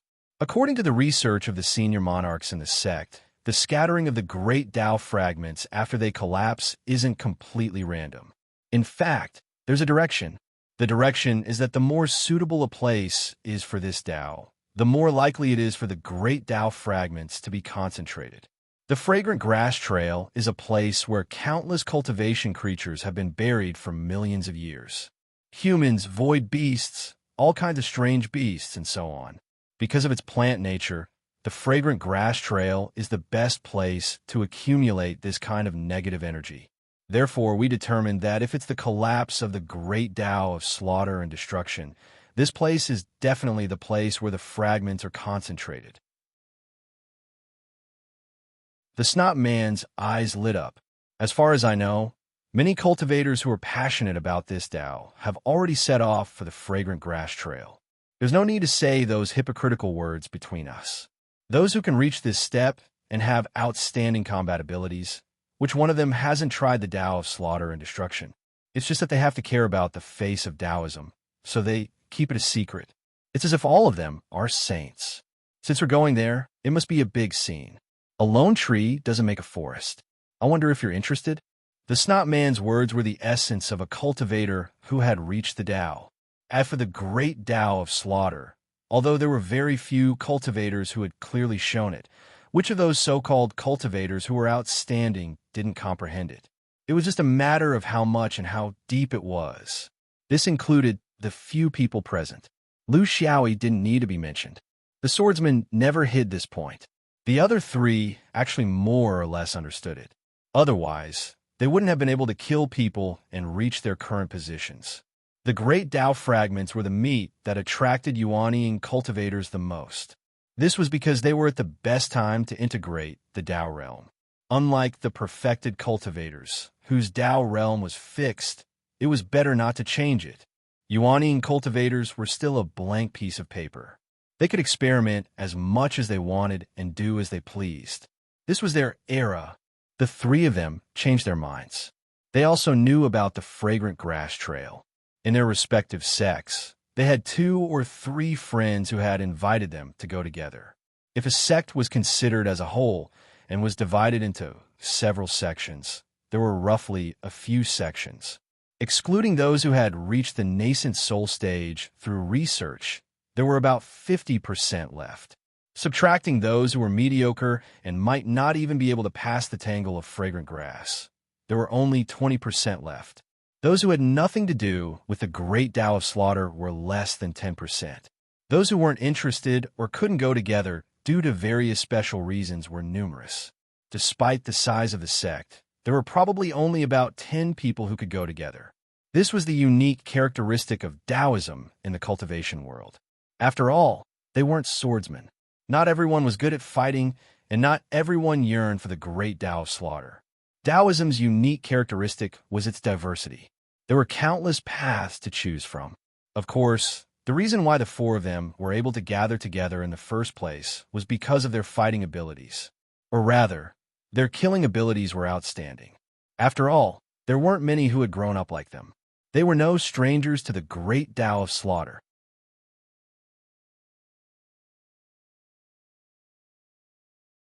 Chapter 1120.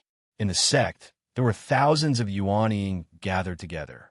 Some were distant, some were close, some were good, some were bad. Not everyone could be as close as brothers.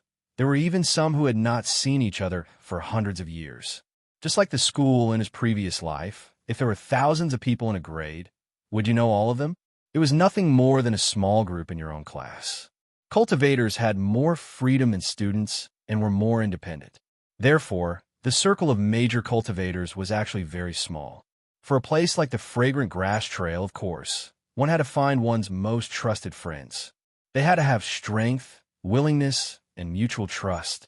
If one were to define a team based on this, in fact, more teams were formed between the 7 Taoist sections. For example, they had a common language, a way of doing things, a friendship that had been tested by time, complementary fighting characteristics, and a deep understanding of each other. This was why even if Slug had a senior brother in the Qingwei immortal sect who invited him, he was more willing to choose these friends. Qing Xian and Hairlip were in a similar situation. They were similar in age and strength, so there was no need for one person to lead and the others to follow blindly. This was a free team. Everyone had the right to express their own opinions. Such a relaxed environment was also very important. Although they were usually playful, they were all prideful. They didn't want to be someone's shadow, nor did they want to drag a few people down with them. They would meet up with 3 or 4 friends, and they didn't need to take care of anyone. This was the best way to fight in a small team. Hairlip nodded. Since the collapse of the great Tao, he had not obtained a single fragment. The time of morality had not been born. Fate was wrong. Merit did not belong to him, and Taishu had missed it. Therefore, even if the great Tao of slaughter and destruction was not his main Tao, he did not mind meddling in it. If you did not fight for the great Tao, how could you expect the fragments of the great Tao to hit you on the head?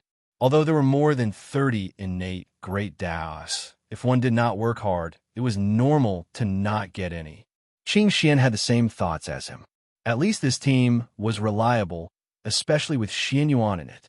Both of them nodded, except for Lu Xiaoyi, who did not say anything. Slug just stared at him. Here, what do you mean by this? You're the only one who needs the fragments of slaughter the most, right? Why are you not saying anything now? Lu Xiaoyi shrugged. Do I need to say anything? You brought me here. How can I say no? Take off your pants and let out some air. Slug snorted. To be honest, out of the three of them, he valued One Ear the most. With him around, he felt at ease. One Ear was a truly ruthless character. However, he still needed to remind him of something. Ear, there's something I need to remind you. Although the Tao of slaughter and destruction is very important to the swordsman, my opinion is that you shouldn't tell your shaking Shadow Realm brothers about it. You should know that it's fine for a single swordsman like you to go in, but if a shadow-shaking realm team goes in, you'll incur the wrath of the crowd. Not only the monks, but also most of the Taoist cultivators have always been prejudiced against swordsmen. Of course, we brothers have nothing to say, but how many brothers do you have in Taoism? At that time, when all of you gather together, the monks will definitely gather together, and so will the disciples of Tao sect. Those 10 people of yours might not be enough to fight, even if you are personally leading them. The crux of the matter was that such a battle was meaningless. Needless to say, if he lost, he would suffer heavy casualties. Even if he won, he would offend the Taoist and Buddhist sects at the same time. This isn't a place to gather together. That's why the ancestors of Mount Qingwei have specially reminded us to limit ourselves to 4 or 5 people. Otherwise, there's the possibility of a large-scale conflict. Hairlip also said, Slug is talking about the general direction, while I'll talk about the specific difficulties. The void fragrant grass in the fragrant grass trail is not ordinary. You swordsmen have explosive power, but you're far inferior in other aspects. There's no need to mention that you're a freak, but the swordsmen under you can't. If you rashly go in, the human opponents are secondary, but the omnipresent killing grass will make the sword vein very uncomfortable. You have to be careful. Lu Xiaoyi smiled in agreement. His friends were really concerned about him, because Taoism's attitude towards the sword vein had always been very vague and unfriendly. He had already experienced this in the 5 rings of azure sky, so he saw it more clearly than Slug and the others. The current shaking Shadow Realm did not have a single true monarch, and it was not the time to provoke both Buddhism and Taoism. Moreover, what if the one who died was a Wu Chang? The 4 agreed on a time and went back to prepare. Lu Xiaoyi also went back to carefree travel. He still had something important to do, and that was to see if there was a chance to meet White Brow Ancestor. He felt that the time was ripe. Some news had already spread to cultivators like Slug, and this was also a reminder to him and Qing Xian that it was time to lay all their cards on the table. Qing Xian would look for Sun God Ancestor in Tai Xian, while he would look for White Brow. He did not know if White Brow would give him such a chance. He had to give a try. If he said it out loud, he would have to relax. At least he could find out what White Brow Ancestor was thinking about. He could also let go of his hands and feet. It was too uncomfortable to keep the door half closed.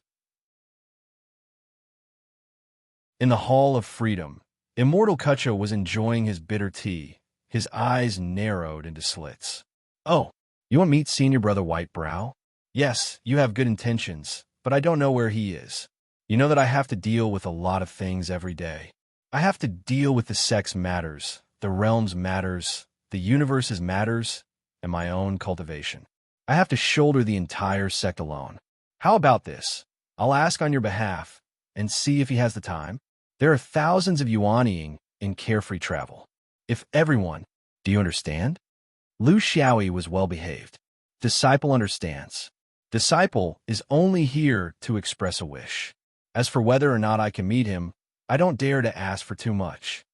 True Monarch Bitter Tea smiled. He thought for a moment and gave up on the urge to ask for the truth. He knew that when it was time for him to know, Senior Brother White Brow would not hide anything from him. If he asked something he should not know, it would only lead to trouble. This was the propriety of a high-level true monarch. He closed his eyes and shook his hand. A special carefree command token flew out of the hall and disappeared into the horizon. All that was left was to wait. The two were silent and faced each other in silence. In the outer universe, 2 Taoists were playing chess. One of them scanned the token with his spiritual sense and laughed.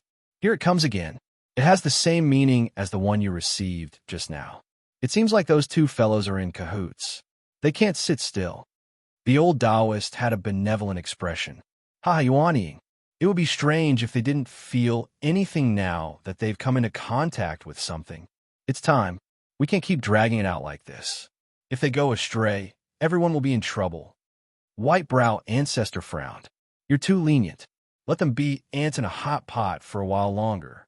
As the master of Zhou Xian, we haven't mistreated them for the past few hundred years. We can't let them think that they deserve everything.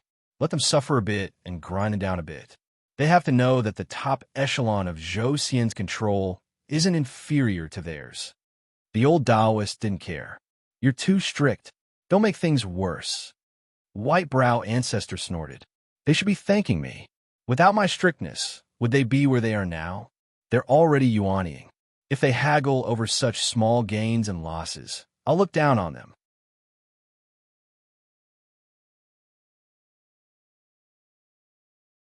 Chapter 1121. In the end, Lu Xiaoyi left the great Freedom Hall with his tail between his legs. It was obvious that they were not willing to lay their cards on the table. What were they waiting for? He did not know either. Taking advantage of this opportunity, he tried to find out more about the fragrant grass path and found that it was the same as what Hairlip had said. The so-called fragrant grass path was like a mortal drowning in water filled with aquatic plants. They could not breathe, and their hands and feet could be entangled. In the fragrant grass path, not being able to breathe meant that it was extremely difficult to replenish one's magic power. There was only one way: spiritual opportunity. However, it did not have the self-recovery ability that cultivators should have. This was very disadvantageous for swordsmen who had always been at a disadvantage in terms of cultivation, especially for the Shaking Shadow sect. Their cultivation methods were unorthodox, and their disadvantage was even more obvious in this aspect. Because of the existence of countless murderous grass, it was also very difficult for flying swords to travel through here. Of course, the power of spells from Dharma cultivators would also be absorbed by the murderous grass. In essence, it would affect any orthodoxy. However, the problem was that swordsmen basically had no other means other than the sword. On the other hand, Dharma cultivators and monks had endless means. In this aspect, the more monotonous the orthodoxy was, the more disadvantaged it was. He was a little hesitant. Should he pretend not to know and not inform the Shaking Shadow sect brothers? Or should he make it clear and forbid it? In the end, he still decided not to say anything. They were all mature cultivators. Yuan Ying should be able to make the most suitable decision for themselves. They were not children. He could not make the decision for them. If he did it this time, what about the next time? He wandered around Yao Mountain like this for a few months. Every day, he ran between the library and the lecture hall. After 3 months, he reported to the Great Freedom Hall and directly left the boundary. He arrived at the designated airspace. There, 3 figures were waiting for him. One Ear, are you the boss? You're so arrogant. Everyone has to wait for you. Slug was calculative because after the last meeting, this guy did not fulfill his promise and did not mention a word about the siren's location. Lu Xiaoyi said casually, "It's not that I'm late. It's that you guys are early." The 4 of them set off. They didn't use a ferry. This was the fastest way to maintain their reaction speed in the void of the universe. For cultivators who had long since become accustomed to battle, being prepared at any time and any place was a portrayal of their cultivation life. It would take about 1 or 2 years to fly across the main world space, but they still didn't choose to enter the negative space. There was no other way. They didn't have a ferry, and they didn't have any coordinates. Lu Xiaoyi wouldn't take the initiative to take out his own. It wasn't that he was stingy, but he had 2 ferries. One was the 5th ring, and it couldn't expose its bottom. The other was the Taigu Star's single-person ferry, and it couldn't carry anyone. In fact, the Taoist sects in the Zhou Xian upper realm did not encourage Yuanian cultivators to enter the negative space. This was the right of a perfected cultivator, and it was also for the sake of safety. Based on the Taoist sect tradition and cultivation, they had a general standard of where cultivators of different stages could go. For example, if you were a Yuaniing cultivator, then you should obediently move around in the main world. Don't show off in the negative space, unless you had a special mission from your sect. In fact, this was also a kind of protection for the coordinates. The more frequently this thing was used, the harder it would be to avoid being discovered. The absolute number of Yuaniing cultivators was still too high. If a large number of main world cultivators wandered around in the negative space, it would easily arouse the disgust of the cultivators of the Heaven's Choice continent. This was a tacit understanding that had been maintained in the positive and negative space for millions of years. It was very important to have a proper sense of propriety and not to treat the negative space as the main world's back garden. Once this opening was opened, there would be countless troubles in the future. Qing Xian privately asked with her divine sense, "What's wrong? Did your family's ancestor Xiaoyao see you?" Lu Xiaoyi sighed. "No, it looks like they're just waiting for the eagles to arrive. They're waiting for us to lose our arrogance and become docile." Lu Xiaoyi didn't even bother to ask Qing Xian. Since White Brow didn't want to see him, ancestor Tai Xian definitely wouldn't see Qing Xian. That was for sure. They were all in the same boat, so of course their actions would be the same. Qing Xian smiled bitterly. "Then let's wait.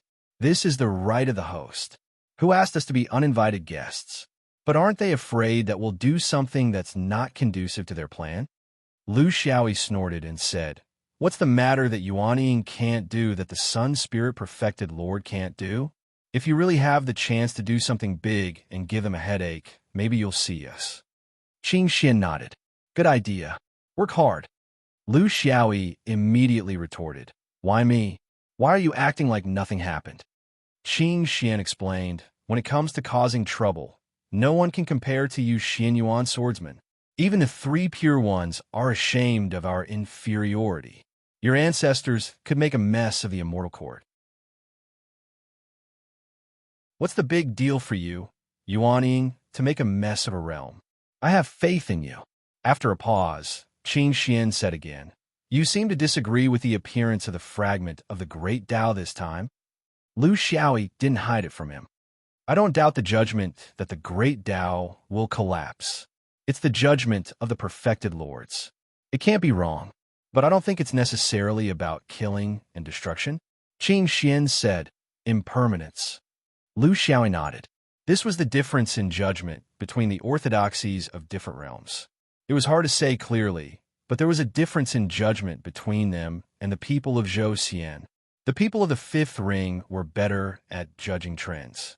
In the process, they would also add some other considerations, such as unexpected things. A truly brilliant judgment would definitely take variables into consideration. It wasn't that the people of Zhou Xian weren't strong enough, but that the universe they lived in was too peaceful, lacking a lot of risk and excitement. For the people of the Fifth Ring, they were used to dealing with sudden and complicated situations. This was a kind of personality. The character of a realm was more suitable for chaotic times. Qing Xian said disdainfully, "There's nothing you don't want." Lu Xiaoyi laughed. "You say it as if you were forced to come. The greed of the 3 pure ones is famous in the universe. Others may not know, but how could I not know? Impermanence was a great Tao that didn't have a sense of existence among the innate great Taos. It didn't seem to have any power, and it didn't seem to be able to determine the changes of the universe. But they all knew that in the changes of the universe, although the role of impermanence was not obvious, it was actually very significant. The word impermanence came from the miscellaneous Ahan Sutra. It meant that nothing would remain the same. Everything would go through the process of creation and destruction. To be more specific, everything would go through the 4 stages of creation, residence, destruction, and emptiness. Creation referred to the creation of things. Residence referred to the fact that things would be in a relatively stable state for a certain period of time. Destruction referred to the fact that after a certain period of time, there would be a great change, and it would be in an unstable state. Emptiness referred to the fact that things had been destroyed and their form no longer existed. Connected to the phenomena of life, it was birth, old age, illness, and death.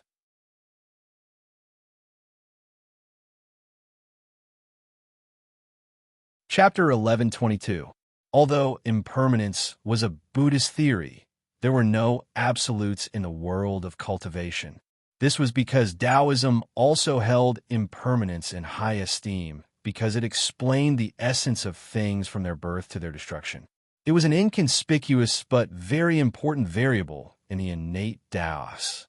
This variable was especially precious in the current cultivation world of the universe.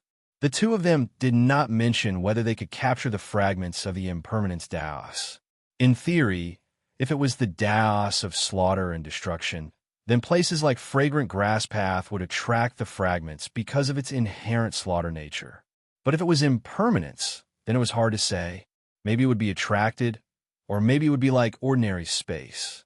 For people like them, you have to go there first and then wait for it to descend. The four of them streaked across the universe in an exceptionally elegant manner. They were all from the top Taoist sects, so they had to take into account both speed and elegance. The only sword cultivator had never used a sword. His hands are behind his back, his chest was puffed out, and half of his head was raised as he looked down on the world. Just looking at him made Slug's heart burn with anger. "Hey, swordsman, you're not using your sword, but copying us? Are you trying to trick us?" Lu Xiaoyi ignored him. He was just an idiot who thought with the lower half of his body. "I'm not using my sword. I'll still throw my fart at you. Do you believe me?" The four of them were competitive.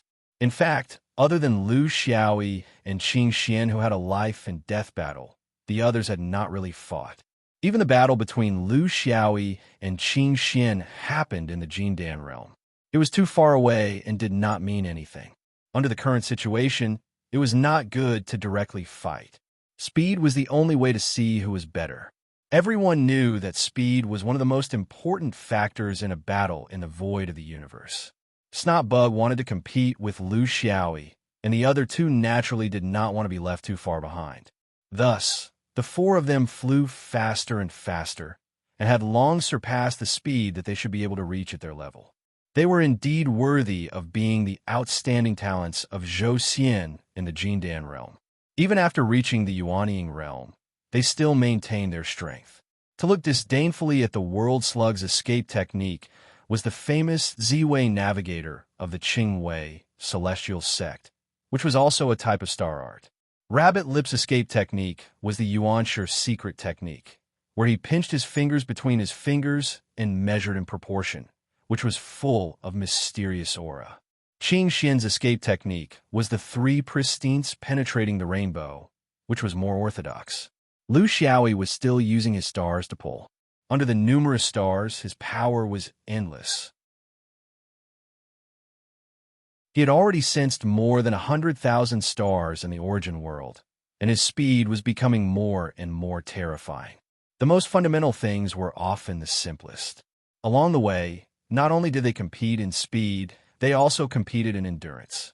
Lu Xiaoyi had always been superior to Slug, but he didn't care about the other two.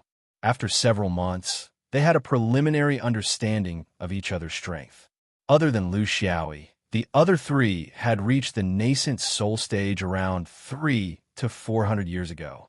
They had now reached the late stage of the Yuanying realm, and their cultivation was profound. In theory, they had already met the prerequisites for the upper realm. It all depended on their own plans and opportunities.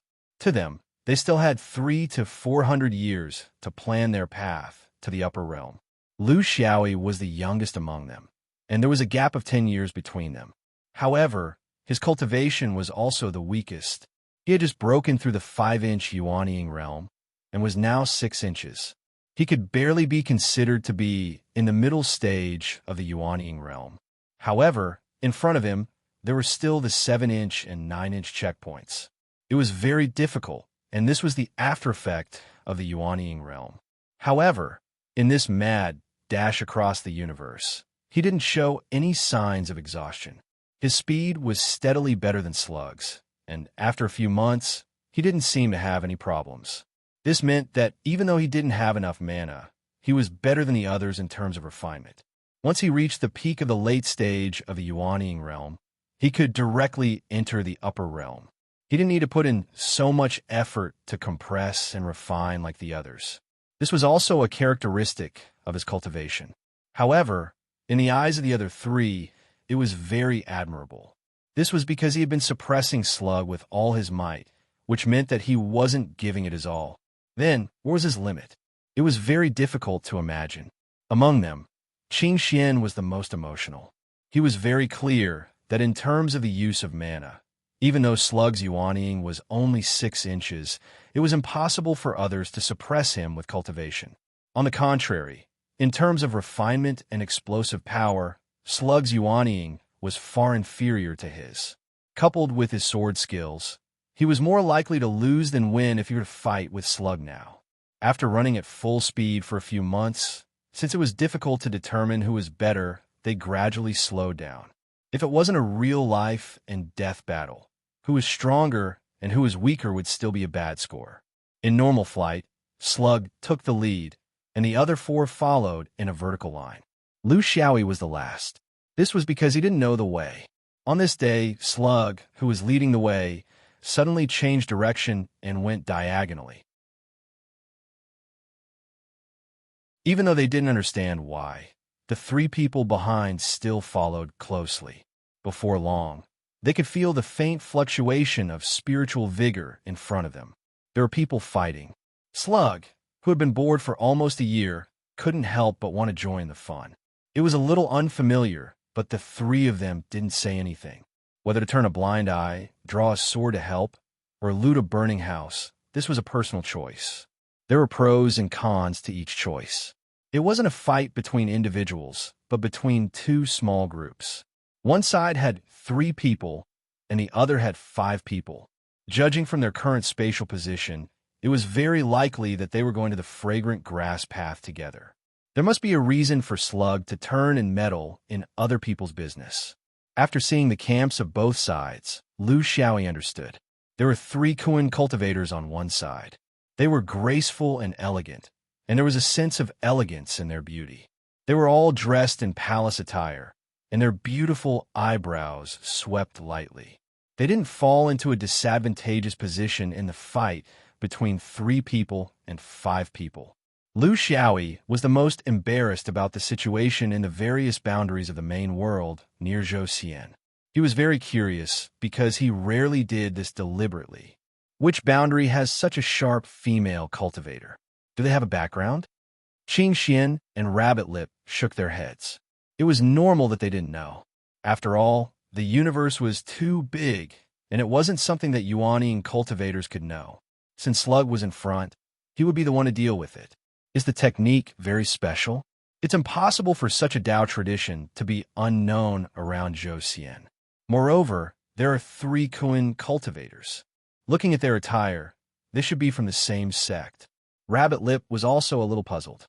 He was the one who understood the cultivators of the outside world the most among the 4 of them.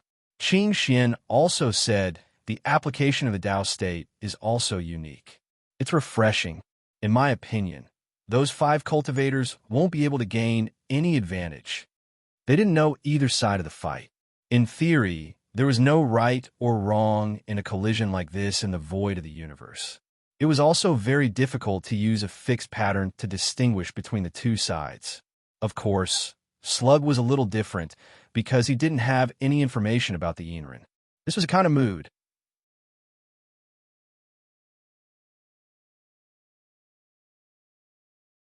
Chapter 1123. The 4 of them observed for a moment, and Slug stepped out from the crowd. We're all Daoist cultivators, so why do we have to fight to the death? What can't be discussed? Why don't I do a good deed, and let's just drop the subject and shake hands and make peace? As soon as the 4 of them appeared in the vicinity, the confrontation between the 2 groups of cultivators began to decrease in intensity. They didn't know if they were friends or foes, and no one was willing to be surrounded at this time. They had to see clearly. When Slug spoke, both sides stopped fighting. This was also the cultivation standard of cultivators in the void of the universe. The 4 newcomers were variables. Whichever side they joined, that side's strength would multiply. Therefore, since Slug spoke, they had to give face. This was the way of survival. On the contrary, the group of 5 spoke first. We come from the Chongo boundary, a member of the cultivation world of the main world. Since you fellow Taoists intend to interfere in the fight, do you know the origins of the people on the other side? Slug was also straightforward. I don't know. Please tell us in detail and clear our doubts.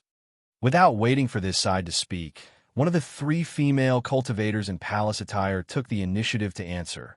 We come from the negative space, good cultivators of the Heaven's Choice continent. We have long admired the main world's elegance, civilization, and morality, and yearn for it. We didn't expect that in this so-called main world, cultivators would be so tyrannical. We were hurrying on our way and wanted to go to the fragrant grass path to try our luck, but we were stopped here for no reason. They said that there was a difference between the main world and the negative space, and that we should go back to the negative space to try our luck. Fellow Taoist, can you be the judge? Is there anyone so tyrannical and unreasonable? It turned out that the 3 earth cultivators came from the negative space. Rabbit Lip was a little surprised, but Lu Xiaoyi was very indifferent. He had already guessed this from the unique way they used the Tao realm. Moreover, he also suspected that Slug might have realized something as well. At their level and temperament, it was impossible for them to be angry because of some siren. They were just using this reason to measure each other's depth and understand each other, so that they could cooperate effectively in battle. This was the way of the Tao sex people. It was a little roundabout, but it was also because it was not good to really fight among friends. Similarly, the Slug would not be unable to move his eyes away, just because he saw 3 Kuan cultivators. In the Zhou upper realm, if there were many Kuan cultivators, the Qing Wei immortal sect would bear the brunt. There were countless outstanding fairies in the sect, so why would they be so anxious to the point of lust the moment they came out? These people all had their own profoundness, and each of them had their own way of doing things. They couldn't think that just because the Slug looked carefree, he was a simple-minded person. Therefore, it was best to wait and see what would happen. Slug cupped his fists and said, "Fellow Taoist, you're right. There are opportunities in the main world, and there are opportunities in the negative space. We can't cross the line.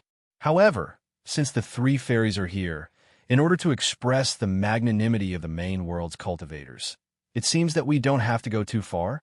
It's just 3 Kuan friends, not 30 or 300. In my opinion, why don't we each take a step back and turn enemies into friends? Wouldn't that be wonderful?"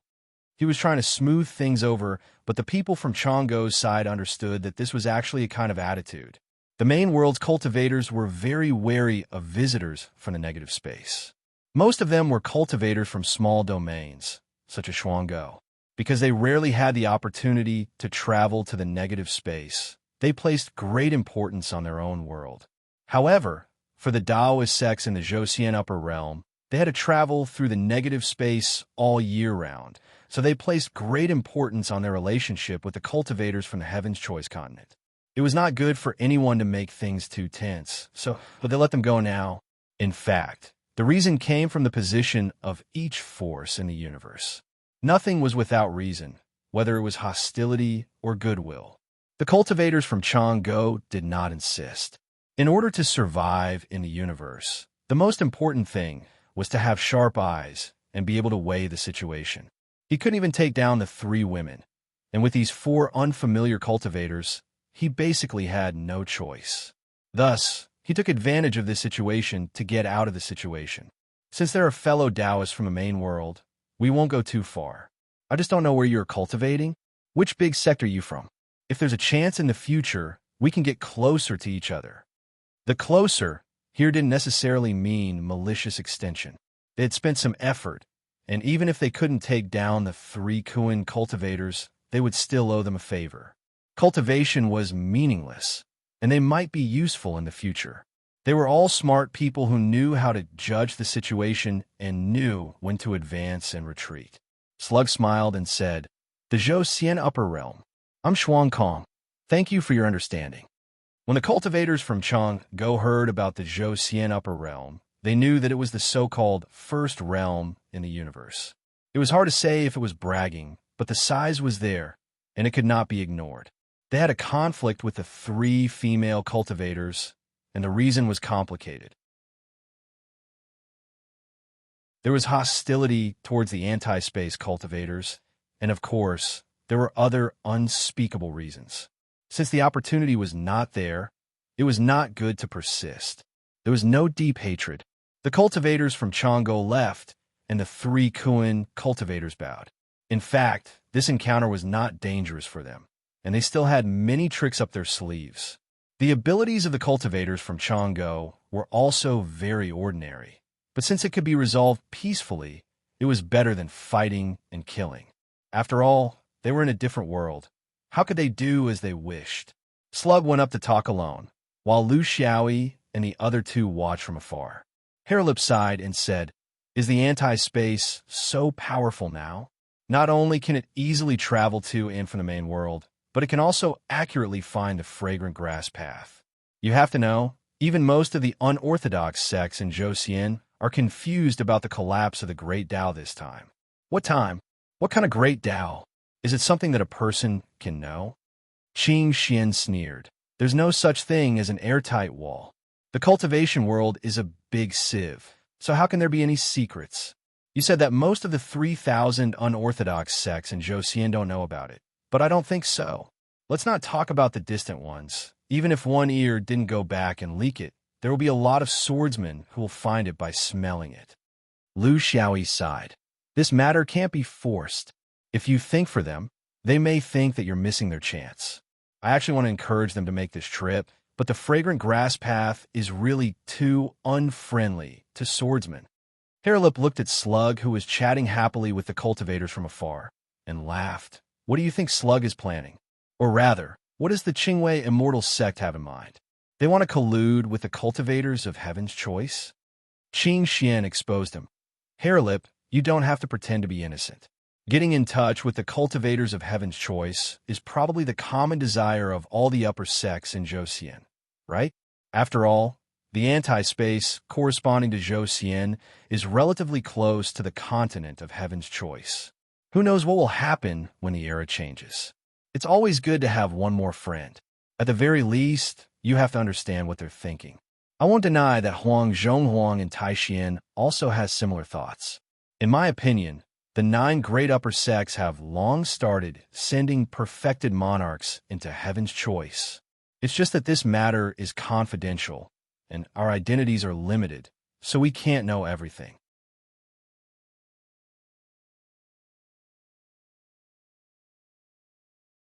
Chapter 1124. Soon, Slug led the 3 female cultivators over and introduced them one by one. "This is Yuanshi's younger brother, Huozhe, Taishuan's disciple, Quan Su, and Xiaoyao's wandering dog, Shanair. These fairies are all good people from the Heaven's Choice continent. Due to the changes in the Great Way, they often come to the main world to travel. Their purpose of this trip is the same as ours. This is Lan Mei, the good country's chancellor, Qianzi, and Fei Yu. Everyone get to know each other. I've already discussed with the fairies. In order to avoid trouble along the way, our 2 groups will be one and travel together. I think it will be much less troublesome and convenient for everyone." To the 4 of them, it didn't matter because Slug was the one who initiated this trip. It was fine for him to make the decision for such a small matter. However, Rabbit Lip was very direct and private. "Slug, you need to give us a reason. Only then can we define the positions of the 2 groups. If we have trouble, we don't need others' help. But if they have a dispute, how far should we go? We've met by chance, so there are some things that we need to talk about clearly. Otherwise, when things come to a head, everyone will feel awkward." The expanded group set off again. Due to the number of people, it wasn't good to maintain a long snake formation. With their speed and a lack of air resistance in the universe, a distance of several hundred miles was more suitable. The 4 of them flew back and forth, more than 2,000 miles from head to tail. They could support each other in an instant, but if there were 7 people, it would be too long. Therefore, they decided to team up in pairs. Starting from Slug, he and Lan Mei led the way, followed by Qing Xian and Qianzi. After that, Hairlip and Crimson Moon followed. Finally, Lu Xiaoyi was all alone. In Slug's words, he was afraid that he would be tired and should rest more. In fact, the real worry was that he knew that he and Qing Xian would not have anything to do with these female cultivators in the negative space. But he could never figure out what his best friend would do. If he had to guess, then the result would definitely be the result that he least expected. This was a chance encounter, and no one in the universe could arrange such a coincidence. Zhou Xian and the 9 great sects had the same attitude towards the cultivators from the negative space, which was to approach and rope them in. There was a very deep background behind this. Even the slow-witted higher-ups of the sects could feel the restlessness of the cultivators from the Heaven's Choice continent in these few hundred years of changes. From the occasional few cultivators who came to the main world to travel, they gradually formed groups, even including the void beasts. Furthermore, it could be foreseen that one day, such a migration would reach a certain scale and trend. It would slowly become the behavior of the Heaven Law cultivation countries, and even evolve into an alliance between countries. If all of this was true, then there would be a realistic problem. Humans were not void beasts. They would need a place to settle down. Where would they settle down? Of course, the higher the level of the cultivation world, the better. Although Zhou Xian had been peaceful for a long time and felt like a paradise, it did not mean that they were unaware of the possible dangers. Taking the initiative to send the true monarchs to the Heaven's Choice continent was one move, and forming a good relationship with the Heaven's Choice continent in the main world and seizing the opportunity to rope them in was another move. There was only one goal, which was to figure out the true goal of the people from the Heaven's Choice continent. The small sects could not understand these calculations. With their status, they could not see so far ahead. Thus, just like the people of Long Valley, they blindly rejected the people from the Heaven's Choice continent, allowing the large sects to express their gratitude. This was a reason why the slug did not reject the others, even though he was a bit rash.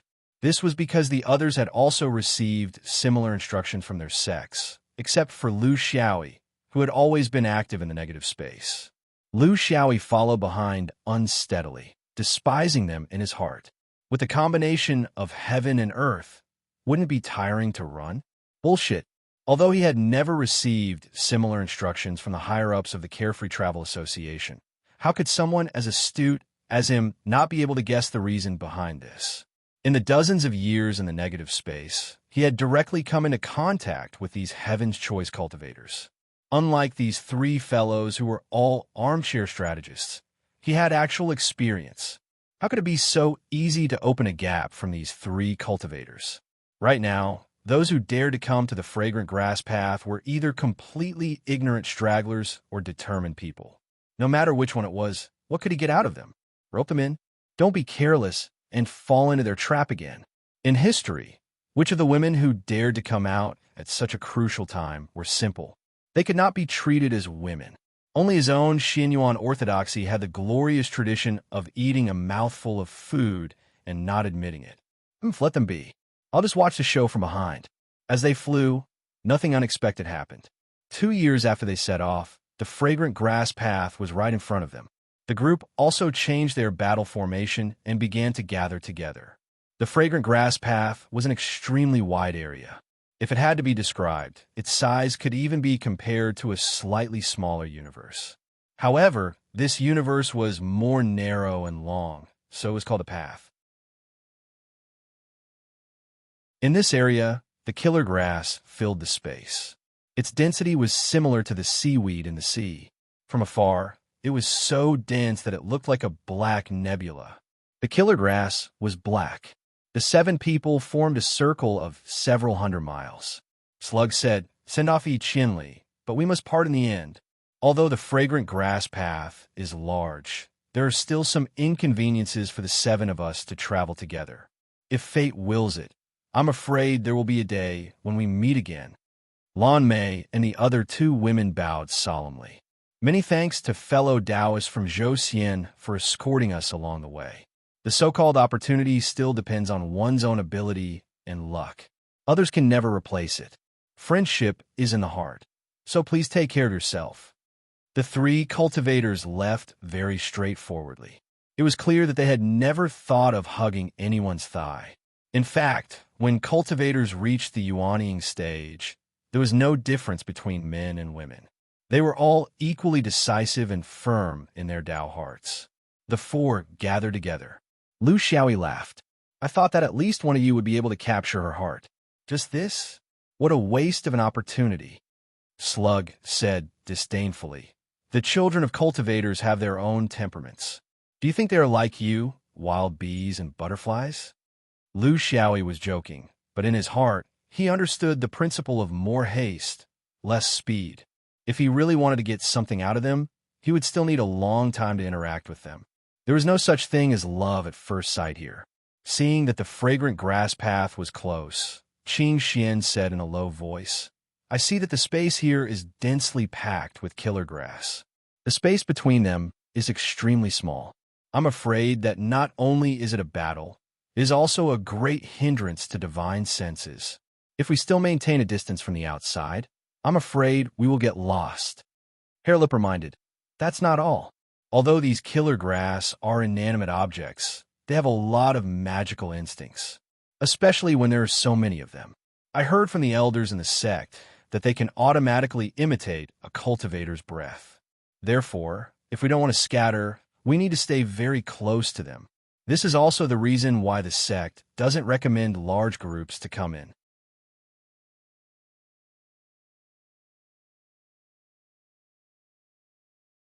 Chapter 1125. As soon as the three female cultivators entered the fragrant grass path, they immediately closed the distance to 1,000 feet. In the universe, such a distance was no different from being in close proximity. Even so, Crimson Moon still frowned. Sister Lan, if there's a battle, 1,000 feet isn't safe. We'll lose each other if we move slightly. As the three of them walked through the killer grass, they immediately realized how terrifying this place was. The distance between the killer grass was usually less than 10 feet. They couldn't see the tip of the grass, nor could they see the grass roots. They were like endless ribbons with wide, fat leaves with thorns on them. They also tried to cut off a killer grass, but to the seemingly endless killer grass, it didn't seem to affect their vitality at all. They were like worms that could be cut into countless pieces and still survive. Everything in the universe, including particles, rays, and even small objects, was their food. In fact, other than grass, there was nothing else here. These killer grass seemed to have some kind of connection with each other. When one was cut down, the surrounding killer grass would immediately surround it.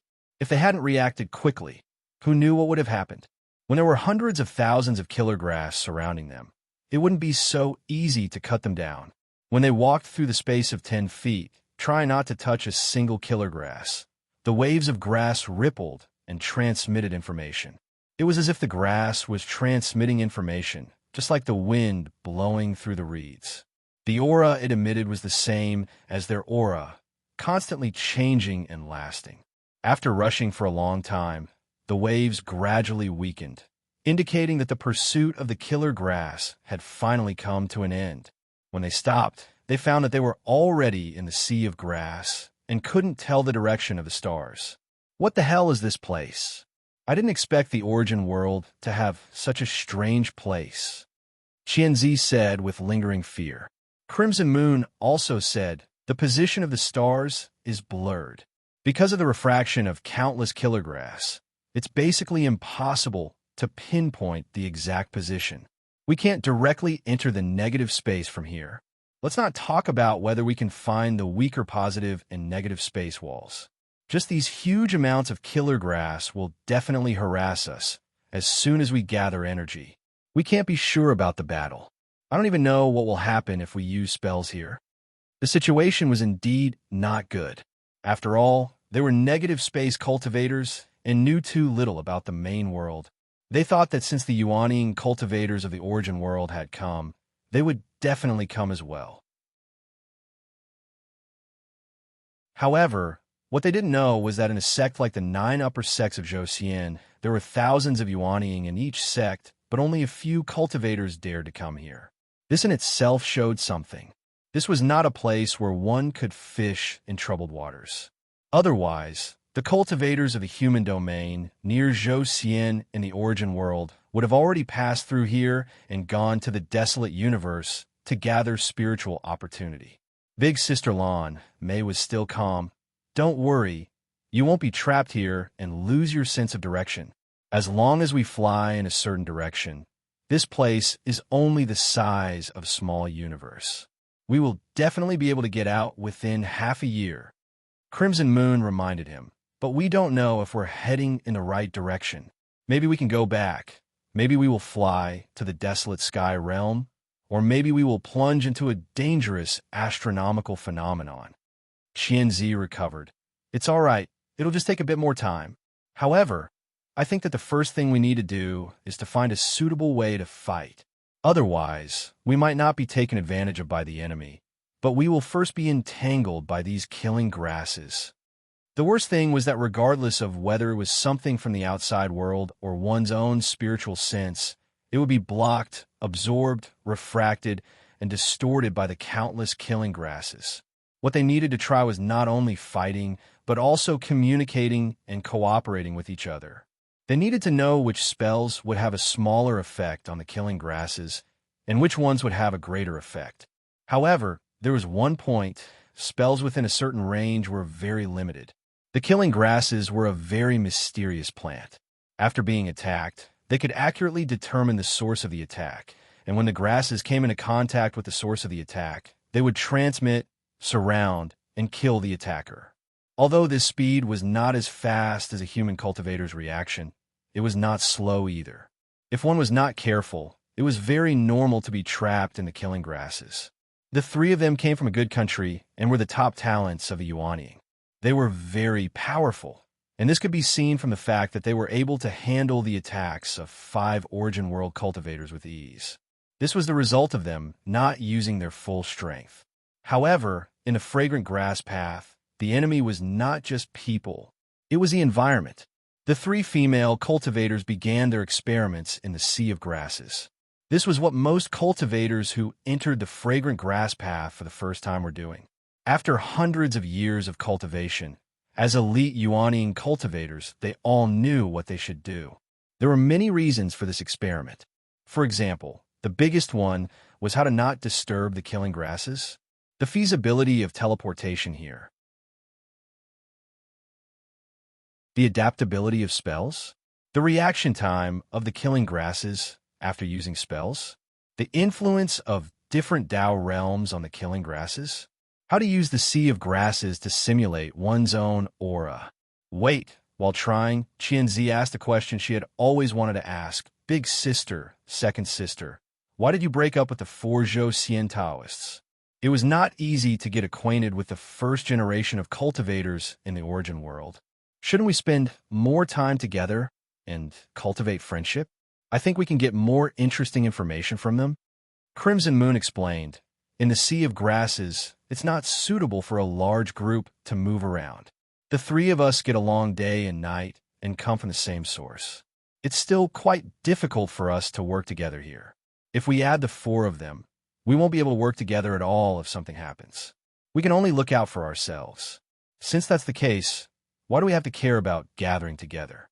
Lame also said, playing hard to get is an ancient communication method. It sounds simple, but it's actually very profound. If you stay together all the time, people will doubt your purpose and be on guard against you. Once they're on guard, they will lose their nature. Scheming against each other will become the norm. This is not what we want. It's much more natural to separate. It's still some time before the great Tao collapses.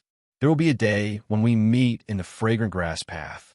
At that time, it will be more convenient to continue our previous fate.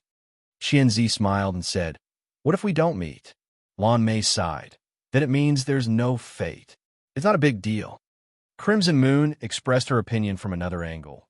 Big sister, third sister, what do you think of the strength of the 4 Zhou Taoists? Do they deserve to be called the first generation of cultivators in the origin world? Lan Mei was very cautious. I can't see anything just by looking at them. I deliberately sped up several times, but they were able to keep up, Although we didn't use our full strength, how can we know where their limits are? I can only say that they are definitely stronger than the 5 Taoists in Chang'o. Whether it is their cultivation or their speed, they're the foundation of a large sect. But in a comparison of cultivators' strength, this is not important. What's important is the judgment of life and death in a decisive battle. I won't deny it. Generally speaking, in this aspect, the cultivators of the origin world may not be as good as us Heaven's Choice cultivators. They are still living too comfortably.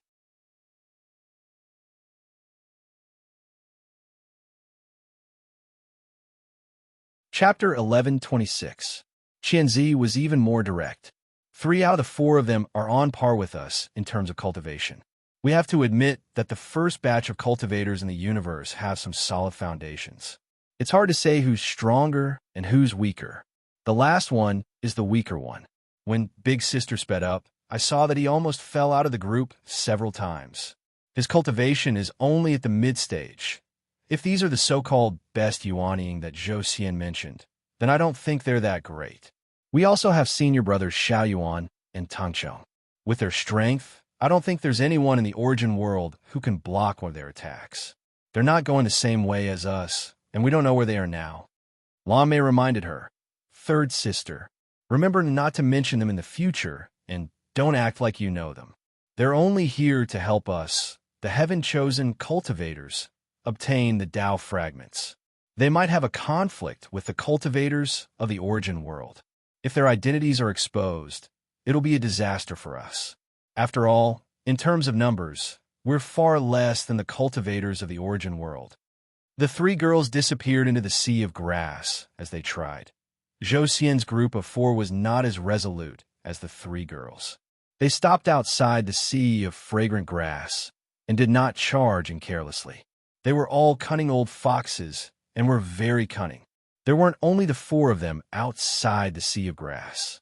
There were actually traces of other cultivators. There were even 2 familiar faces, the 2 yuanying cultivators from Taishan. Qing Xian asked, "Senior brothers, have you been here for a while? Why didn't you go in?" The 2 Tai Xian yuanying cultivators were honest. One of them smiled and said, "We're not going in. We're going back. The fragrant grass path has changed. We don't know where the change is, so we might as well not go in." They asked, and one of the Taishan cultivators explained, the distance between the killing grass and the fragrant grass path has always been maintained at about 10 feet. It hasn't changed for tens of thousands of years. But according to the senior brothers who went in, the distance between the grass has reached 10 feet. You know that such a dense environment isn't good for us cultivators, so we have to be careful everywhere. Both of our martial arts are focused on area of effect, which is especially limited in this kind of place. Therefore, we have no choice but to withdraw. The 2 supreme profound cultivators spoke with confidence, and Lu Xiaoi's group of 4 also took it for granted. There was nothing strange about it. Bravely moving forward was a kind of attitude, and bravely retreating was also a kind of attitude. How could there be a difference between the 2? Not giving up was a Tao heart, and knowing one's own limitations was also a Tao heart. The choice was up to the individual, but one could not naively assume that these 2 were cowards and cowards. No wonder there were many cultivators loitering outside the fragrant grass path, looking like they had nothing to do. It seemed like they were also weighing their own options. No one would persuade anyone else. This was their own choice. After the 2 supreme profundity cultivators left, Slug frowned. "There's such a change? Looks like it happened not long ago. Otherwise, there's no way I wouldn't know. So what do you think?" Qing Xian did not hesitate. Seeing is believing. "Let's go in and take a look before coming to a conclusion." Rabbit Lip agreed. "Even if there's danger, isn't it too unreasonable to leave without going in?" Slug looked at Lu Xiaoi. One ear, Lu Xiaoi turned and left. Running away in the face of danger is also a kind of quality. Slug shouted, "One ear, can you stop joking around endlessly?" Lu Xiaoi turned around and pinched his hands together, creating a terrible flame. He said fiercely, "How about burning the sea of grass?" The 4 entered the fragrant grass path. Their encounter was the same as the three female cultivators after they parted ways. Of course, their response was also the same. The only difference was that their attempts were more intense. Lu Xiaoyi irresponsibly threw his little flame at the killer grass next to him. He found that this kind of damage didn't seem to affect the killer grass at all. Slug on the side mocked, "What a great magic cultivator. It's as if it's not. It's as if it's real. Let me take a look. Is it okay on the surface, but is it burned on the inside?" Lu Xiaoyi was a little embarrassed. He raised his hand and cut the killer grass that didn't give him any face in it too. The waves of grass moved and rushed towards him. Not only the killer grass that was cut in two, but the surrounding killer grass also felt the malice. The four of them rushed forward. Slug scolded as he flew. "One ear. If you want to be buried here, don't drag the people around you down with you." As he ran, he impatiently cut down the killer grass that was coming towards him, even if the grass target wasn't him. He cut down a large number of them. Rabbit Lip followed behind and scolded. "This is the consequence of being with a lunatic. Either you go crazy or you die." With a cutting technique, a large number of killer grass were cut into pieces. Qing Xian didn't say anything, but in fact, the number of killer grass that was cut in his hands was more than anyone else. In the blink of an eye, the four people who had a strong desire to destroy had caused great damage to the sea of grass. They were unscrupulous. This was not a joke, nor was it brainless. They were also trying. The difference between them and Kuan Xiu was that they wanted to know the limit of the sea of grass's reaction to large-scale damage. This was a display of confidence. It was different from the gentle and refined appearance of Lan Mei and the other two. Only by doing this could they know the extent of the cultivators here. If they didn't try one by one, it would be meaningless. As for the danger, if there was danger just like that, they might as well just retreat. In future battles, they might not only have killer grass as their opponent, but there would also be attacks from other cultivators. When people faced with danger and death, they would have the madness to drag their opponents down with them. What they wanted to find out was, what kind of pressure could they withstand in the sea of grass? From cutting down a single killer grass, it quickly became a large number of killer grass. The area of effect spells were unrestrained, and the flying swords were unrestrained. Soon, with them as the center, the sea of grass fluctuated violently, layer upon layer, madly rolling towards them.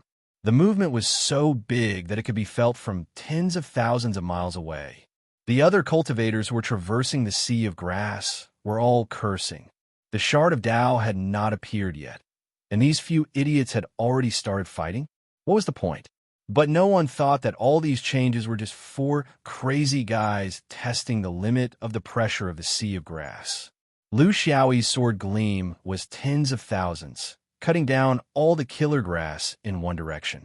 Under his sword gleam, every killer grass was cut more than once, and there were even some that were cut into tens of thousands of pieces. But even such a destructive attack was not enough to kill the killer grass. Not a single killer grass had truly disappeared.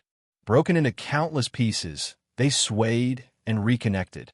The spells were directly destroyed, but because the killer grass was infinitely long, what was destroyed was only a part of it.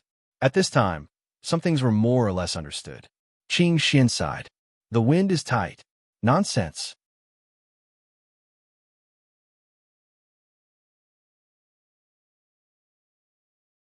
Chapter 11:27.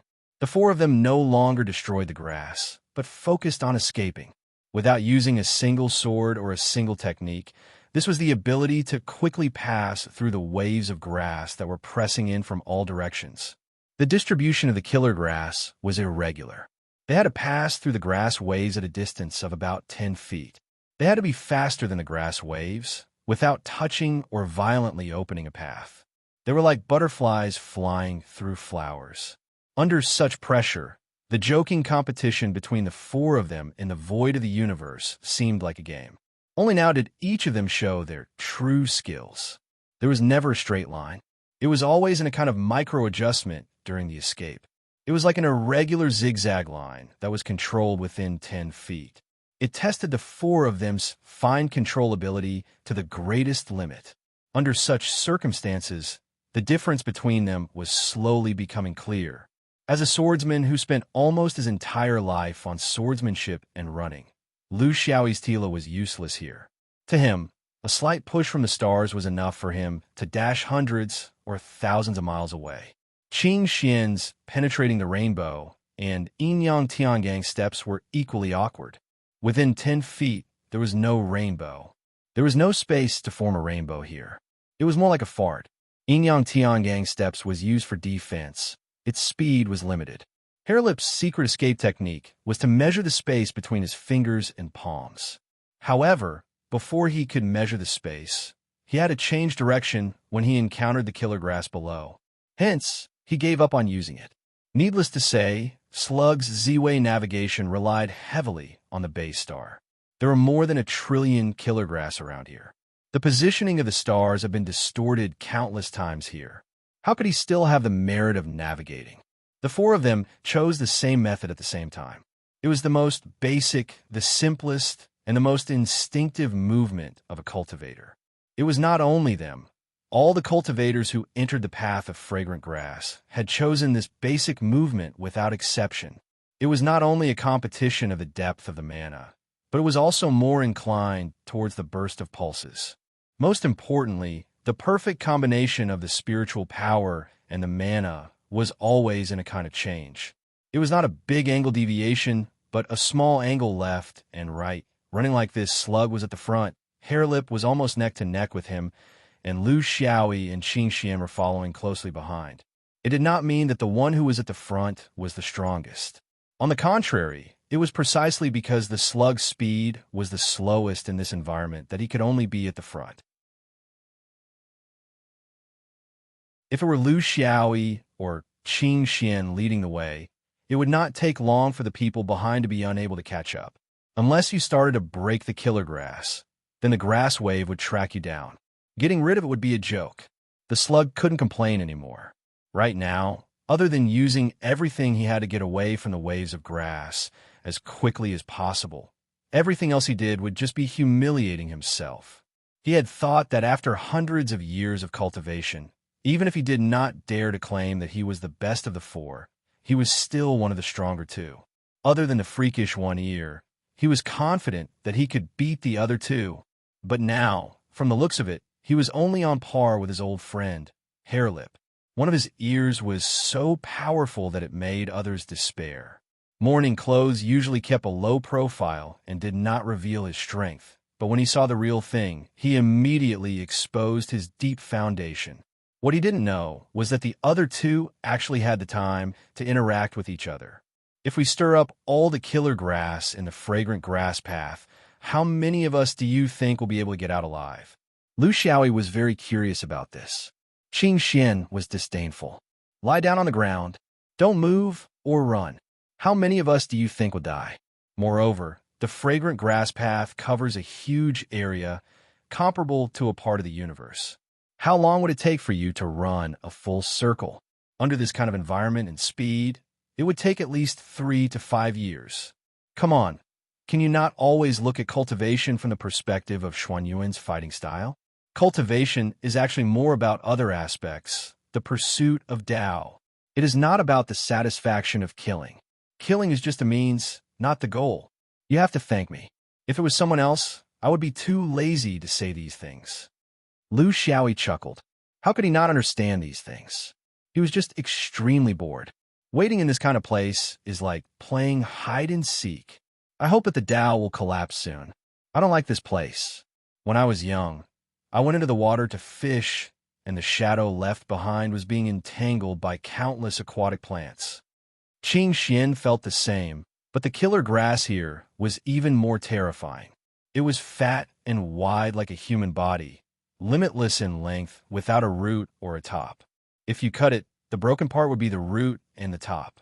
I estimate that if more than 1,000 of them are entangled, we will be wrapped up like rice dumplings. We won't be able to break free. This is the limit. Lu Xiaoyi nodded. The 1,000 stalks on top of the straw were dynamic bundles. Based on their speed of killing and the density of the sea of grass, Once they were wrapped up by 1,000 stalks of grass, it didn't mean that they couldn't cut through 1,000 stalks at the same time. Instead, when they cut through 1,000 stalks, more would surround them. The mana of a cultivator was ultimately limited, but the sea of grass here was limitless. They wouldn't really die. In the end, the cultivators who were wrapped up would be entangled to death. The barbs on the grass would pierce into their bodies and suck them dry. No, there wouldn't even be a dry person left. Even their hair would be sucked dry.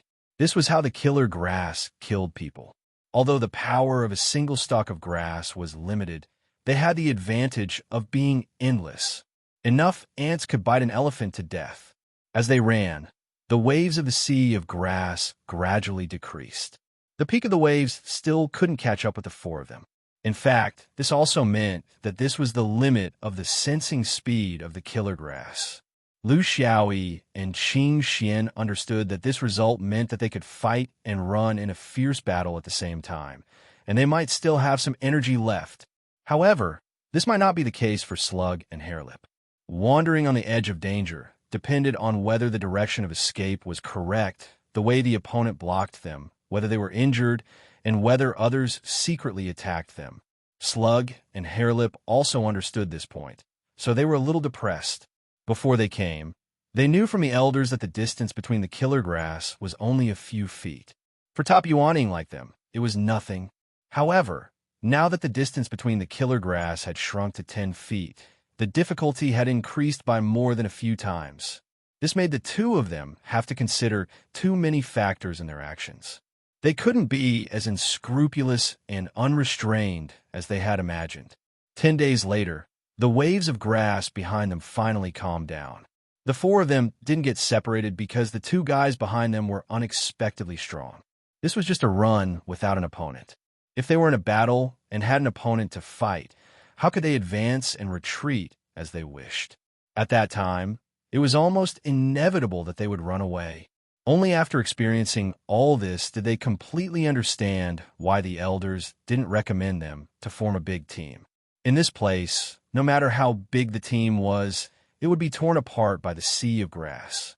No matter how many people there were, could they be more numerous than the killer grass?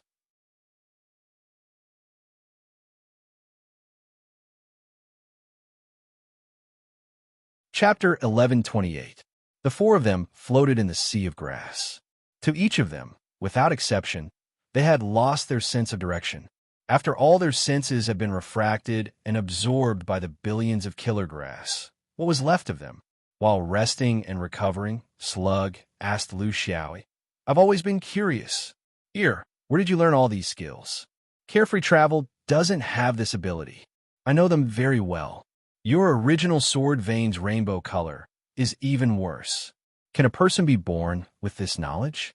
I don't believe it." Lu Xiaoyi sighed. "You shouldn't be asking these questions. You've endured for so long.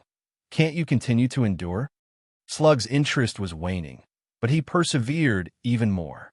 He had originally thought that the gap between the two of them was very small, but as he ran, he realized that his previous estimation was a little too optimistic as he used the most basic combination of magic power and soul power. "I don't want to endure anymore.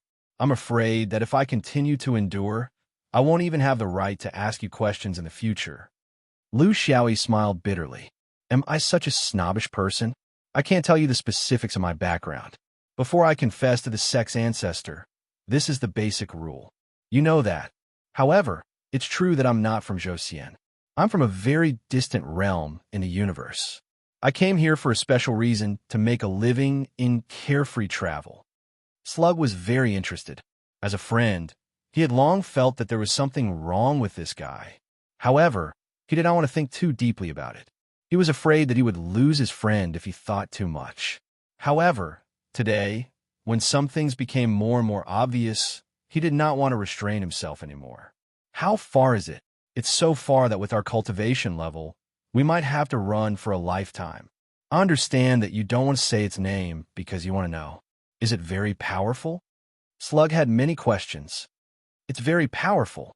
Just like how you all think that the upper realm of Zhouxian is the strongest realm in the universe. I'm also very confident in my own realm. Lu Xiaoyi was very sure. It's bigger than Zhou Xian? Slug thought so. No, it's probably only half the size of Zhou Xian. Lu Xiaoyi told the truth. There was nothing to hide. If he wanted to keep his friend, he had already planned to tell Bai Mei the truth. In that case, why should he keep his friend in the dark? Oh, that is to say, you think that the cultivators from your realm are stronger than Zhou Xian? Based on your hearing ability, it does make sense. Here, tell me the truth. Are there many cultivators like you in your world? Lu Xiaoyi shook his head modestly. Where I come from, people like me are as common as carps crossing the river. Slug was very dissatisfied. Speak human language. If there really is such a realm, will there still be room for other cultivation worlds to survive? Lu Xiaoyi knew that he couldn't lie to him. To tell you the truth, I was also the eldest senior brother back in the sect. Countless senior and junior sisters wanted to throw themselves at him. If I wanted to drink tea, there would be someone to brew it for me. If I wanted to drink wine, there would be someone to pour it for me. As long as I swept my eyes over them, they would even have to prepare dishes for me. Unlike here, after talking for so long, there's not even a fart. You don't even have a sense of judgment. Slug glared and was about to retort out of habit. But after thinking for a while, he took out a flagon of wine from his storage ring, a smoked chicken, half a piece of soy sauce duck, and a full cup for his eldest senior brother. Lu Xiaoyi frowned. Can't you say something nice? For example, senior brother is wise and powerful, will last for thousands of years, and will unify the cultivation world. Seeing that Slug was about to explode, he stopped joking. On the whole, it's better, mainly in terms of the will to fight. Life in Zhou Xian is too comfortable. As long as you don't want to fight, you definitely have the choice to avoid fighting. Where we come from, you can't avoid fighting. Slug relaxed a little. I heard you say Zhou Xian. Does that mean you agree with this place? At the very least, we won't become enemies? I'm really worried about becoming enemies with a swordsman like you, and that includes the terrifying sword vein behind you. Lu Xiaoyi couldn't help but laugh. You and I won't be enemies, unless you want to collect debts from me. But Zhou Xian isn't a hole. You understand that, right? Slug nodded. Of course I understand. I'm not so naive as to want to protect all the sects in Zhou Xian. I just want to do something for Zhou Xian's Taoists. Lu Xiaoyi snorted. Speaking of which, your orthodox Taoists have never been interested in the sword vein. I'm not wrong about that, am I? Slug was very serious. This is a habit of some Taoists. I can't influence others, but I can decide for myself. I won't maliciously target the sword vein. Lu Xiaoyi waved his hand. Forget it. Let's wait until you become the ancestor of Qing Wei before we talk about this. When that time comes, it'll be good enough if we can even nod our heads. In this cultivation world, who can say for sure? Slug still had a lot of questions. He also knew that after he asked these questions, although he would still be friends with this guy in the future, it would probably be impossible to change who was boss and who was second in command. Even so, he still couldn't restrain the strong curiosity in his heart. I'm guessing that you and Sang came from the same place? Lu Xiaoyi warned him. I won't say anything about other people. This is my last answer to your question. That's right, we came from the same place. We fell into a space crack for the same reason, and were pulled here. Don't think that we came to Zhou Xian as spies. We were so far away, and without those Yang spirit cultivators from Zhou Xian behind us, how do you think we two Jin Dan could find such an exit? Slug chuckled. When Sang said that he came through a space crack, I roughly knew what was going on. It was indeed the work of those Yang spirit cultivators. I also occasionally heard the elders talk about it. As for the purpose, I'm not qualified to know yet, but it probably has something to do with fate. But there's one thing you have to understand. The original purpose was the original one, but now it's different from then. After the collapse of the Great Tao, many things have changed. You have to pay attention to this. Even if it was the sun god, they would not have expected the subsequent changes to be so great. Therefore, some of the previous arrangements seemed a little inappropriate. What used to be important has become unimportant. What used to be unimportant has become critical. What used to be insignificant has become deadly. Lu Xiaoyi nodded. Yes, All of our cultivation arrangements have changed because of this. I don't know if it's a good thing or a bad thing. Individual cultivators are like this, let alone sects, regions, and orthodoxies. Lu Xiaoyi felt a little emotional and changed the topic. What do you think of those heavens chosen women? I think you deliberately let them go because you want to use a long line to catch mermaids?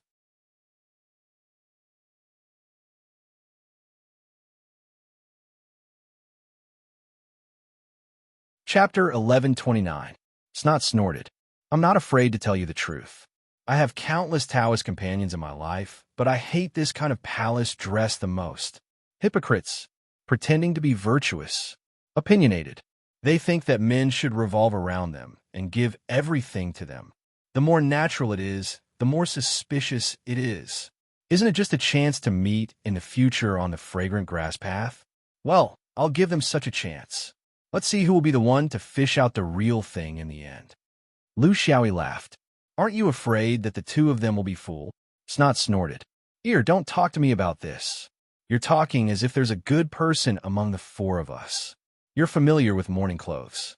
He can stay in Zhou for hundreds of years without leaking anything. How can he be fooled like this? Don't look at his gentle appearance. In fact, he's like an iron gourd. He can't bloom. Do you think I don't know about hair lips? He's even more ruthless than me. The cultivators of the primeval era are all like that. They care about themselves the most, but they don't have feelings. If they do, they're just pretending to deceive others. And one of your ears. You live as if it's the simplest. Actually, I know that you're a freeloader. You're not a plaything at all. Lu Xiaoyi's words went in one ear and out the other. He was a little dissatisfied. When did his reputation become like this? What's the change in Buddhism recently? I haven't been to main world recently, so I haven't paid attention to their movements. Isn't it a little too quiet? Snot thought for a moment. It's been like this for hundreds of years. Since the collapse of merit, the 10,000 Buddhas and bitter meditation have been silent. They're not as aggressive as before. This is indeed a little strange. Martial uncles said that this is Buddhism accumulating strength. It's the stage of concealing their strength before making a move, but we don't know what their purpose is. Maybe the young gods have sensed something? That's not something we can come into contact with at our level. Lu Xiaoyi was very dissatisfied.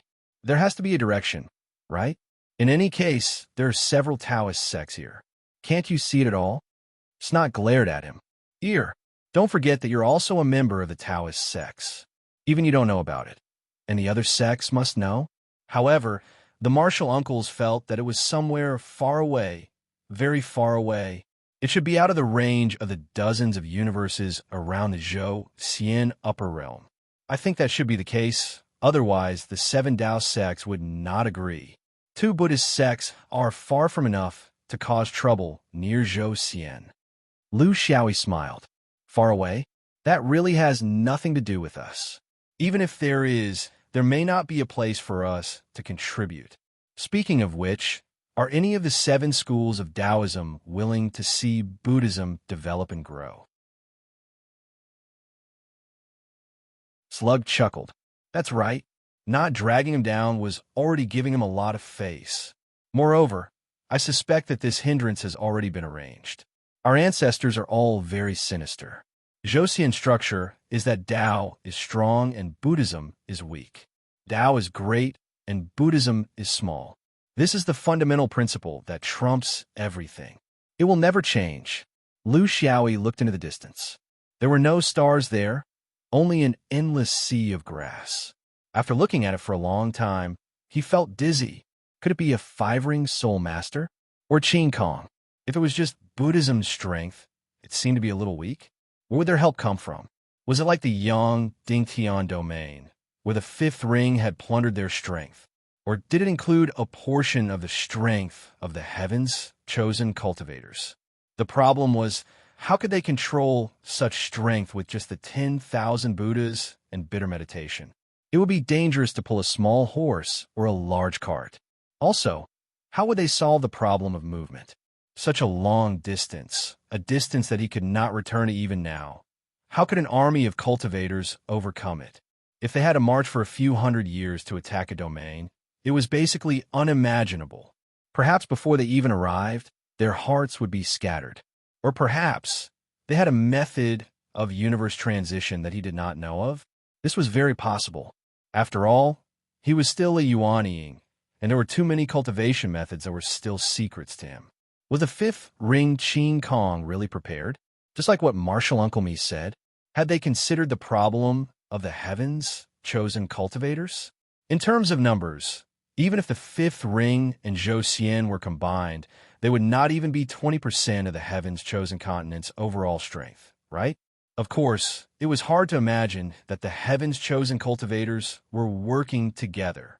Because if that was the case, it meant that the heavens chosen cultivators were on opposite sides of the world. The heavens chosen cultivators were not that stupid. Even if the heavens chosen cultivators only sent out 10% or 20%, it was enough to make the fifth ring cultivators suffer. Needless to say, Qing Kong had no reason to resist. Lu Xiaoyi was a little hesitant. Should he make a trip to the heavens chosen continent in the negative space? He had the confidence to do so, with the identification left by the three virtues and the cover of the swordsman from the heavens chosen cultivators. Speaking of which, Huang Yin, the swordsman with two swords, also did not make a move. He was a little regretful that he had placed this guy too far away, and now he cannot take it back even if he wanted to. Lu Xiaoyi realized that he really wanted to not worry like what Martial Uncle Me said, but when it came to it, he had no choice but to worry. He had obsessive-compulsive disorder, and he did not like anything that exceeded his expectations. But in the end, he still forced himself to calm down and set a goal for himself. True monarch, the Buddhist scheme, the ambition of the heavens chosen cultivators, the victims who had been robbed by the fifth ring cultivators, and the Zhou Xian Taoists who were watching the show from the sidelines. All of these, together with the collapse of the great Tao, formed an intricate and complicated chess game. And now, he was not even a chess piece in this chess game. True monarch. He warned himself that once he became a true monarch, he would definitely not wait passively like this. The four of them slowly floated in the fragrant grass path, not touching the killer grass again. Waiting for the great Tao fragment required time. And even if the true monarchs had predicted it, the time window would not precisely be 10 years. They could only say that there were signs, and after a few years, all that was left was the Yuan group waiting here. How many cultivators had entered the fragrant grass path? Don't know. How many heavens chosen cultivators had come? Don't know. How many of the monks had participated? Don't know. This was very much like cultivation. The future was a path that would never be known. If you knew, then it would not be called a path. Lu Xiaoyi calmed down, and at the same time as he swallowed the spiritual opportunity with all his might, he began to study the killer grass. This was because he knew that if he wanted to gain something here, he could not rely on luck alone. And with his strength, he was still far from being able to do whatever he wanted here. In his opinion, the most likely way to solve this problem was the natives of this place, the sea of grass that had existed for millions of years. The sea of grass had been studied by human cultivators for countless years, but there was still no definite explanation. It was not that Lu Xiaoyi believed himself to be infallible and felt that he was more brilliant than the virtuous paragons of the previous generation. He knew his own limitations, and the reason why he still had confidence was because he had something that no one else had. He had once possessed a natural, multicolored ball of destiny. Although this thing was gone now, his sparrow palace was still multicolored. Would this give him a certain ability to communicate with the killer grass? He was looking forward to it.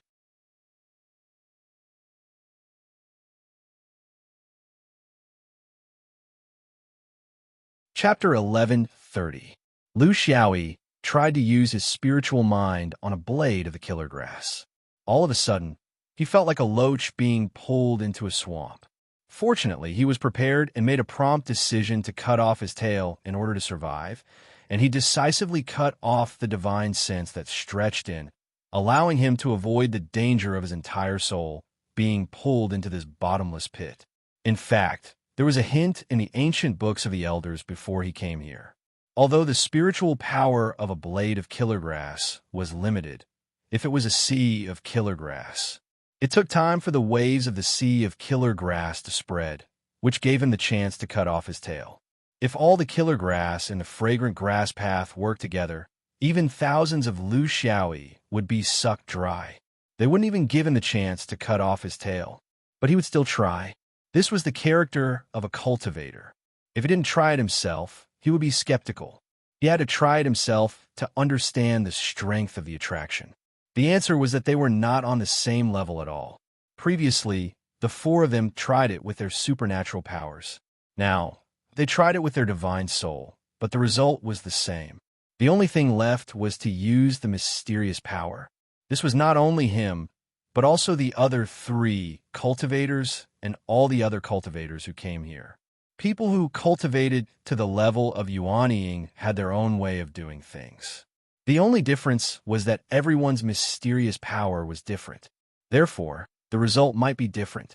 Most of the cultivators would return empty-handed, but there must be a few who were special and would get their own special feeling.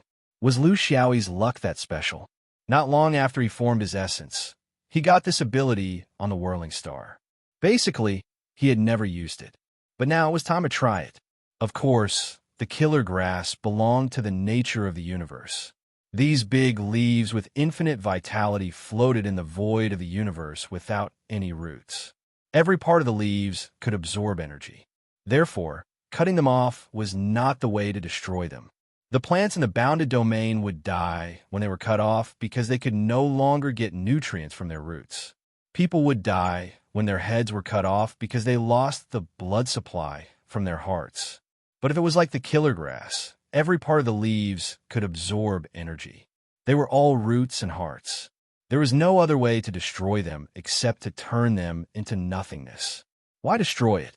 Controlling the colors in the peacock god, he once again slowly communicated with the killer grass. During this process, he tried his best to be as careful as possible so as not to disturb these sensitive plants. The result was both good and bad. The killer grass no longer crazily absorbed the energy, but it had no intention of touching it. Lu Xiaoyi realized that what he had done was not enough. He had a body that had been reconstructed by the small universe and a colorful vision of providence. Now he was still lacking something. Creation Dao realm. He could understand the Dao realm of the sea of grass. Thanks to the entry-level understanding of the various innate Daos when he was in the nascent soul realm, he could always find a suitable Dao state to come into contact with the unknown. He didn't want to control the sea of grass. He just wanted to turn them into his eyes and ears.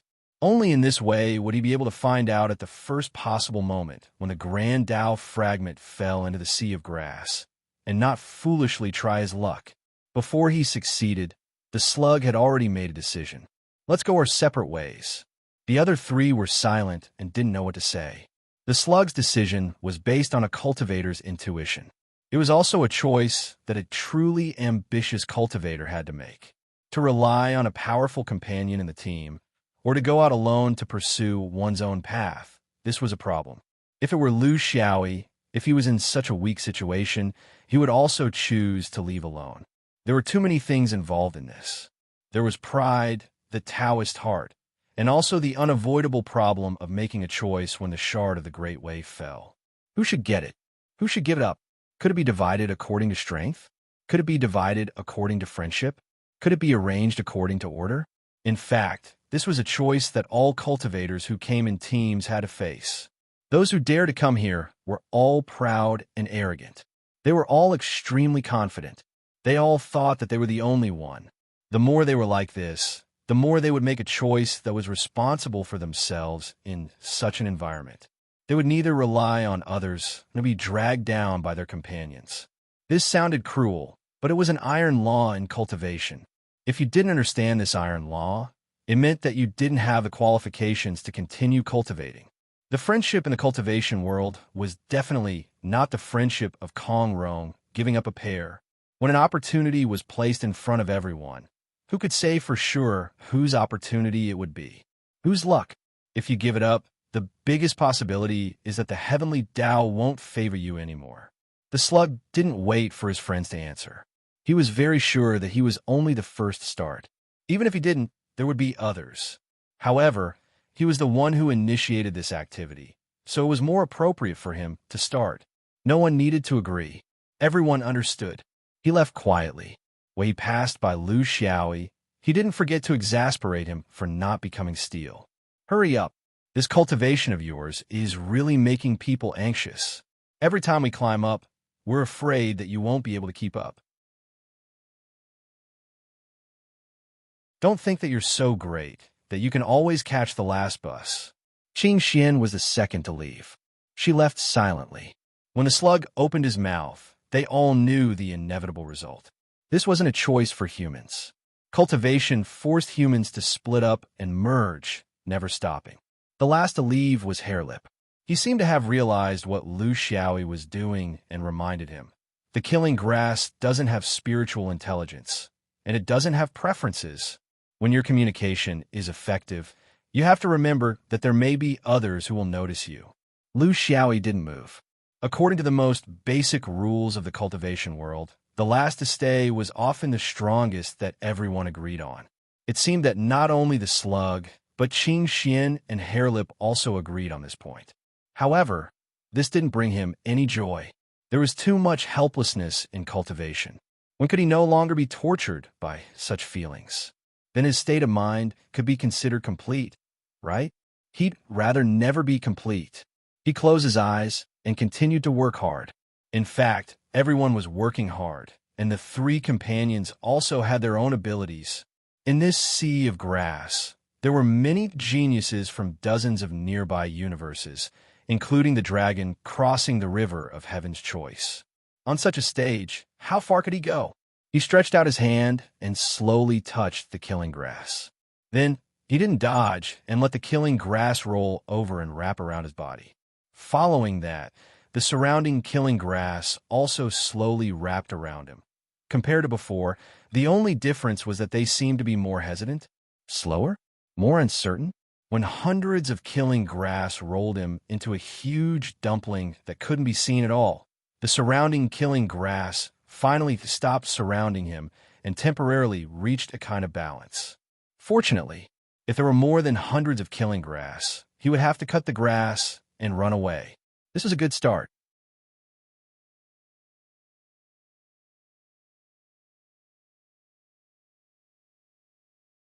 Chapter 1131.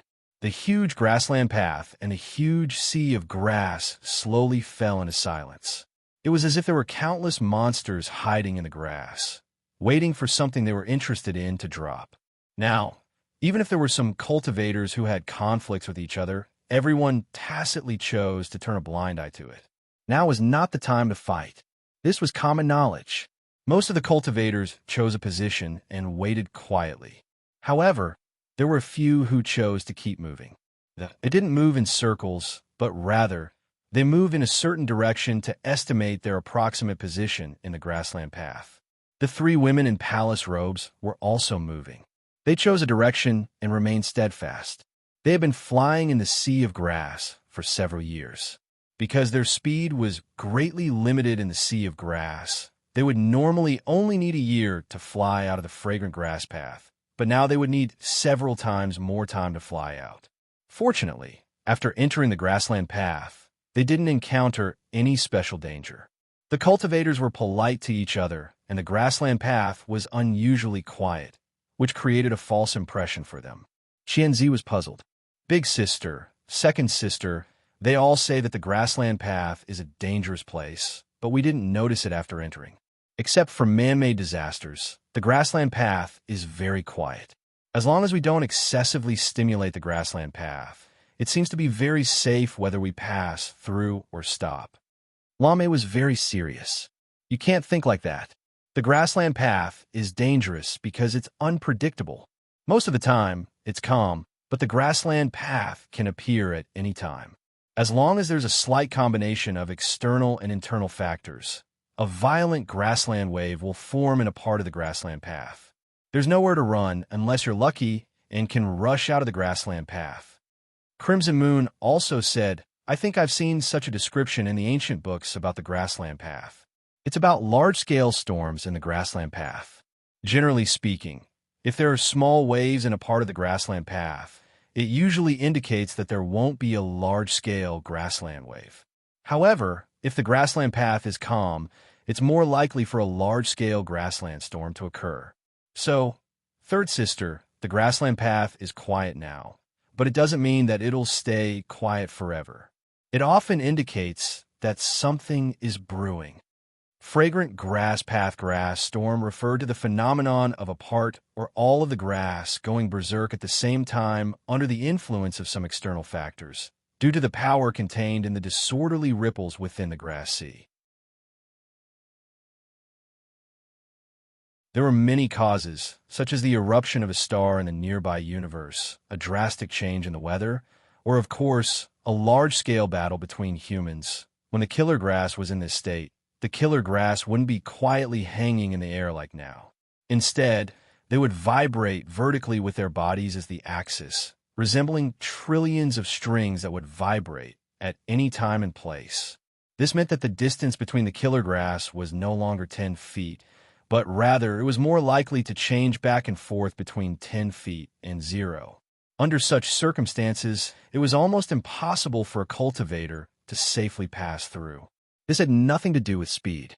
Even if one stood still, they would still have to constantly change their position to avoid the strings of the killer grass. In other words, contact was unavoidable. The entanglement of the sea of grass was unavoidable. The only difference was the extent to which the cultivator could maintain this balance and not expand the strength of the entanglement under the pursuit of the waves of the sea of grass. The reason why the cultivators of the origin world turned pale when they talked about the grassland path was because of the grassland storm. Those with weaker abilities wouldn't be able to survive in such an environment. However, this place was filled with the most powerful Yuaniing in the nearby dozens of universes. Since they dared to come here, they definitely had the means to deal with it. If they came and died, they didn't deserve any sympathy because it was their own choice.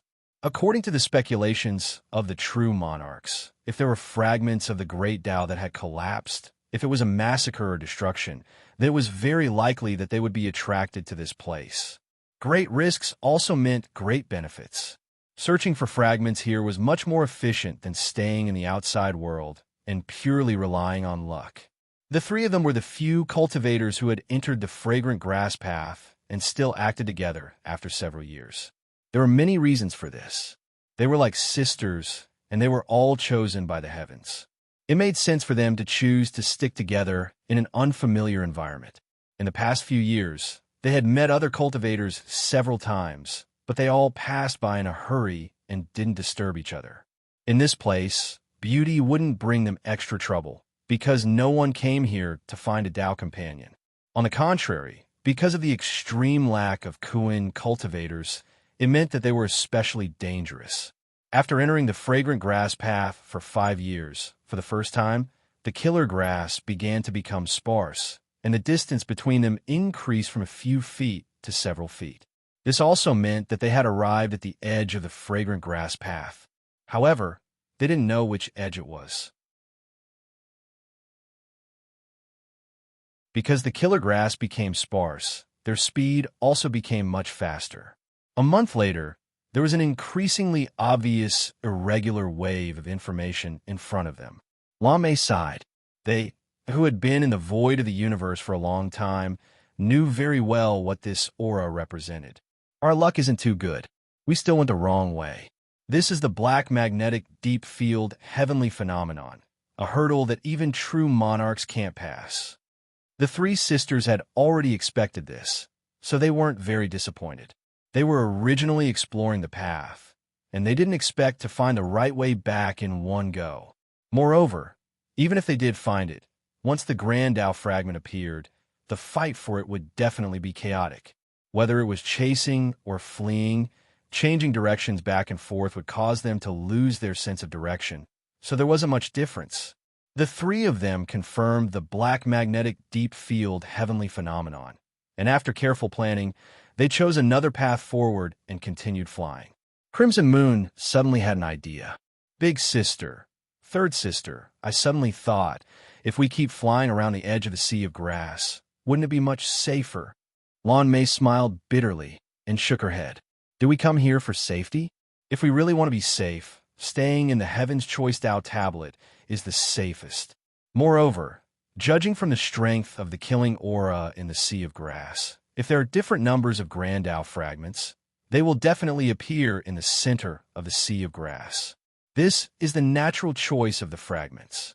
In other words, the chances of you intercepting the fragments at the periphery of the sea of grass may not be as good as staying in the normal space outside. Qinzi also smiled sweetly. Second sister, you're thinking too much. Let's not talk about the Grand Tao fragments. Just based on the safety of the sea of grass, I'm afraid it's not a good idea to stay in the periphery. The reason why the sea of grass is called a path is because it's narrow at both ends and long in the middle. In such a spatial location, if a storm occurs in the sea of grass, where will we hide? For example, right now, one side is the depths of the sea of grass, and the other side is the black magnetic deep field heavenly phenomenon. The three of them fell silent. With such a spatial shape, it was no wonder that the cultivators of the origin world stayed in the depths of the sea of grass, rarely coming out to explore. It was completely meaningless. But what was meaningful? Waiting for rabbits to appear? Not necessarily, right?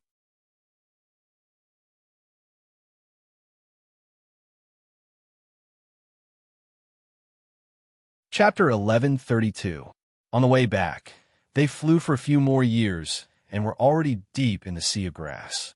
Now that they were familiar with the sea of grass, they felt a sense of unease. Maybe the sea of grass is about to rise? Crimson Moon murmured. Lame reminded them again. Everyone, be careful. Since we're here, we all know what we're going to face. Once there's a change, whether it's the sea of grass, the battle between cultivators, or the fight for the fragments, we might get separated in the sea of grass. This was originally a part of this adventure. Look at those cultivators from the origin world. They're basically waiting alone. In fact, they've already expected this. Remember, once there's a change, prioritize your own safety. Don't force yourself to gather. Our only gathering point is outside the fragrant grass trail where we came in. The restlessness became more and more obvious. All the cultivators in the fragrant grass trail could feel it. They were all silently preparing, wondering what the scale of this sea of grass would be. How many unlucky people would it take away? But no one retreated. This was a game for the brave. On the 9th year after they entered the fragrant grass trail, a planet outside the fragrant grass trail suddenly collapsed. The resulting impact could be felt by the entire fragrant grass trail, but the sea of grass felt it the most. A huge whirlpool formed in the center of the sea of grass and gradually spread. In the past, this might have been a small storm, but under the continuous stimulation of the energy released by the collapsing planet, the scale of the sea of grass began to expand and become more and more intense. It was developing in the direction of an all-encompassing storm. Almost every cultivator could feel the change. They were nervous and prepared, judging the direction of the sea of grass and their choice of escape. This was a big reshuffle, survival of the fittest. It was always a good thing to have fewer people. The probability of dividing things was higher. Everyone, calm down. There's nothing special. We've seen more dangerous astronomical phenomena. And you also know that the strength of the origin world's cultivators is very average. The people of Chang'o who once provoked us are not worth mentioning. The cultivators of Zhou Xian's #1 world are also mediocre. Even if we split up, we're still the most competitive part of the sea of grass. This was both encouragement and the truth. Who said that women were inferior to men? The sea of grass began to ripple from the inside to the outside. It was as if a stone had been thrown into a calm water surface, causing ripples that spread out in all directions. It did not mean that the killer grass was moving. The killer grass would never move. What was moving were the ripples of the killer grass. The killer grass in the center was already violently twisting into all kinds of waves that were constantly changing. The space between the grass was completely intertwined, colliding, and the collision was getting more and more intense. This kind of vibration began to spread outwards. The sea of grass closer to the center was more intense, and the sea of grass further away was milder. The sea of grass at the edge had not yet felt the transmission of energy. For the sea of grass, which was the size of a universe, it would take time for it to spread. However, one could imagine how fast this process would take. When the entire fragrant grass trail began to tremble violently, that would be the true test of a cultivator's ability. Perhaps for some cultivators, it would be difficult for them to even protect themselves, let alone do anything else. The three Kuan cultivators did not choose to run towards the area with the weakest fluctuations. Even if this was their first instinct, they were very clear that unless you could choose the right direction to run out of the fragrant grass trail, running away would be futile. They could only persevere here, even if they had to cut off the killer grass, until the sea of grass consumed all of its energy and returned to calm. In this kind of perseverance, the difference in strength between the three Kuan cultivators was completely exposed. The second sister, Fei Yu, was the strongest, but she could still stay in place without moving. The eldest sister, Lan Mei, was somewhat unable to hold on. For safety reasons, in order to not be entangled by the killer grass, she began to slowly move outwards. The third sister, Qianzi, was slightly weaker. Right now, she was already in a situation where she was fighting and retreating at the same time. If she continued to retreat at this speed, she would disappear from the two senior sisters' perception in a few moments. No one shouted themselves hoarse, and no one stretched out a hand to urge them to stay. This was their own tribulation, and no one could help the other. Nature still used its unique method to teach these heaven-defying cultivators a lesson. It was also at this time that when all the cultivators were contending against nature's mighty force in the midst of a sea of grass madness, there was a short pause. Perhaps it was the pause in each cultivator's sea of consciousness. Something had been shattered. Twice. The eldest sister, Lan Mei, released her divine sense and shouted with all her might, "Slaughter! Impermanence!" Two had been shattered. In fact, there was no need for her to shout. It was just a way for her to vent. Every cultivator in the sea of grass, or in other words, every cultivator in the main and reverse spaces of the universe, no matter where they were, no matter what the environment was, whether they were in seclusion, fighting, eating, or dual cultivating, could clearly feel the two extraordinary shattering sounds. This was the first time in history that two Daos had been shattered at the same time. No one knew what this meant. To these people in the sea of grass, they didn't have time to consider this problem. What they needed to consider was how to escape the entanglement of the killer grass in such a harsh environment, as well as quickly discover the traces of the great Tao fragments. They also needed to rush over and compete with others. Outside the fragrant grass path, there was a group of rather crafty cultivators. They didn't enter the fragrant grass path in order to avoid possible risks. Their calculations were that once the great Tao shattered, they would rush in. By doing so, they could avoid the unnecessary risk of the grass tide, but there were also disadvantages. It took time to fly into the center of the sea of grass. By the time they flew there, their flesh would be gone, and it was hard to say whether there would be a few bones left. Risk and reward always complemented each other. To these cultivators who weren't confident enough, the current situation was particularly awkward. Because of their craftiness, if they wanted to get a share of the soup, they had to take a greater risk. They had to go up against the storm of the sea of grass. This was the gift from the heavenly Tao to the cowards. Weren't you afraid? Instead, it made you more dangerous. Unless you gave up, under such a choice, to these cultivators who weren't firm enough in their Tao hearts and strength, how many of them could muster up the courage to rush in? From a moment they stayed outside the fragrant grass path, they had no fate with this opportunity. How could the loophole of the heavenly Tao be so easy to exploit? Even if it was the incomplete heavenly Tao now. Most of the cultivators let out a long sigh, turned around, and left, and went to the void of the universe to look for opportunities that might only be 1 in 100 million. There were also some who wanted to fight one more time. Not long after they rushed in, they could only come out with their tails between their legs. At the periphery of the fragrant grass path, the distance between the killer grass was relatively large, but they could still feel the pressure. If they really went in deeper, they might not be able to come out. This was elimination.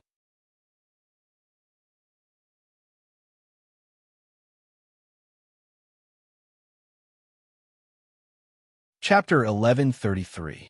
Lame keenly sensed a sharp aura not far away. Second sister, third sister, follow me. Under the power of nature, they should of course split up and not fight the killer grass head-on. However, if they found traces of the great Tao fragment, there was no need to split up.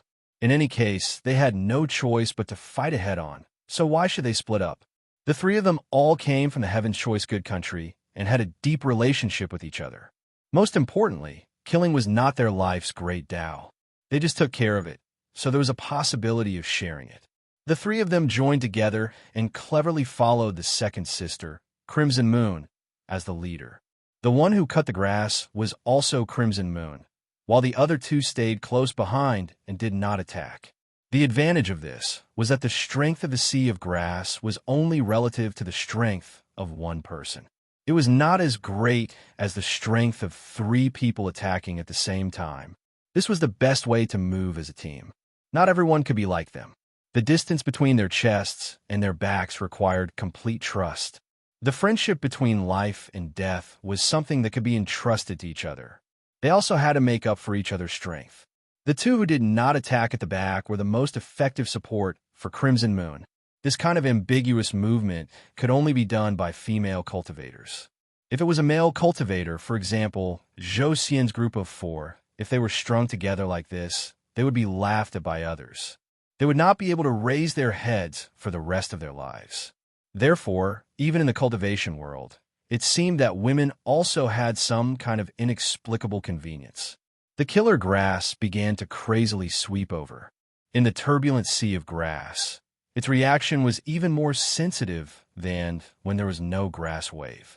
This would greatly consume the cultivator's magic power and soul, and it would quickly weaken the cultivator's battle state.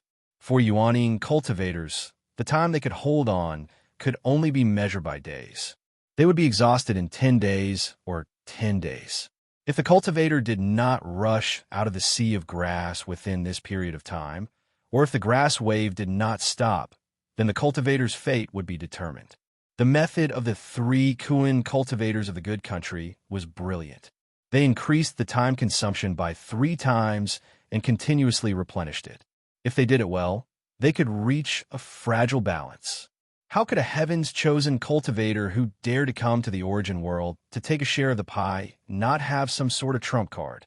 The entire path of fragrant grass was boiling. Clearly, more than one slaughter Tao fragment had entered.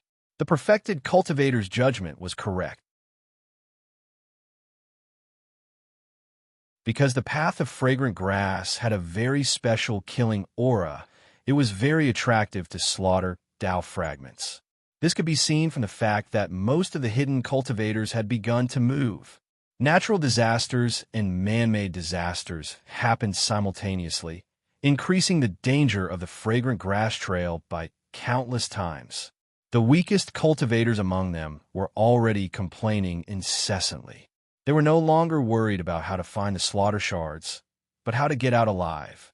This was because the grass tide no longer had a fixed direction and was constantly changing, forcing them to cut the grass to deal with it, which would then lead to even more grass tides chasing after them.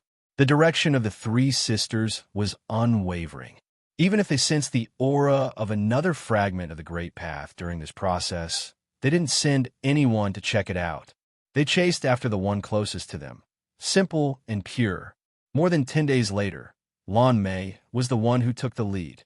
They were already very close to the Great Tao fragment. Fortunately, no one had obtained it first yet. Would they be able to obtain it without being disturbed? This was an extravagant hope. In their line of sight, 2 more cultivators appeared, and they immediately began to fight. They were a swordsman and a body cultivator. Unlike them, the sword vein and the body vein were the orthodoxies that desired the slaughter Tao the most. They had a psychological desire to obtain it. This was a fight that no one would back down from. They're all origin world cultivators. They're fighting like dogs. Qianzi said disdainfully. Crimson Moon sighed. Don't say that, third sister. This is normal under the Great Path. People like us are abnormal. The three women discovered the two origin world cultivators fighting. The two origin world cultivators weren't to be trifled with, and they also discovered them. They didn't know how the two communicated. Perhaps after a short fight, they felt that they couldn't do anything to the other for the time being, so they inevitably set their sights on the three of them. From a tactical point of view, this was a very correct choice. Rather than fighting until both sides were injured or one died and the other was crippled, the remaining people definitely wouldn't be able to snatch the great Tao fragment from these three origin world cultivators. Since that was the case, why not get rid of the three origin world cultivators first? Female cultivators were always looked down upon at times like this, and the origin world cultivators had an inexplicable confidence. The chaotic battle suddenly began. Both sides were greatly shocked when they came into contact with each other. The three sisters felt that these two cultivators, the swordsman was incomparably sharp, and the body cultivator was as heavy as a mountain. Neither of them were easy to deal with. The swordsman and body cultivator were also puzzled. Why were the origin world cultivators so difficult to deal with? After a few exchanges, they hadn't gained any advantage at all. The chaotic battle between the five of them had turned this place upside down. Unavoidably, the tide of grass became even crazier. However, since this had already happened, it couldn't be stopped. They wouldn't give up until they were dead. The three sisters had the advantage, but this advantage couldn't be turned into victory for the time being. These two fellows didn't have the tacit understanding of each other. They were enemies just a moment ago, but now they were fighting side by side. They hadn't gotten into character yet. This also meant that this was likely to be a protracted battle. In the ordinary universe, this wouldn't be considered much. It was common for cultivators to fight for several days and nights. However, in the fragrant grass path, in the sea of grass, a stalemate was the most dangerous, because the pressure of the environment would only increase. The situation of the battlefield wasn't two sides, but three. There was also an endless amount of killing grass that couldn't distinguish between friend and foe, according to the rhythm of their battle. If they continued like this, there might not be a victor between the humans, but between the humans and nature, there might be a victor between them first. Everyone understood this logic. The key point was that no one was willing to retreat. They all hoped that their opponents would retreat under the enormous psychological pressure. This was a huge gamble. The three sisters worked together as one, and their willpower was as strong as steel. However, their opponents were the two most stubborn orthodoxies in the universe's cultivation world. The swordsman had always fought to the death, and the body cultivator had always disregarded life and death. How could they retreat in front of three origin cultivators? The more they fought, the more tacit understanding these two fellows had. If the situation didn't change, there could only be one final result, and that was mutual destruction. Did this make sense? It didn't. Did it make sense? It depended on how you looked at it. However, this worst ending didn't happen in the end. In the intense battle, the environment was extremely noisy, and one's divine sense couldn't reach far. The tide of grass, the fluctuations of spells, the crisscrossing of sword chi, and the gushing of blood. In the chaos, a figure suddenly appeared and stuck close to the body cultivator's huge avatar. When it left, the body cultivator's powerful body had already turned into a corpse.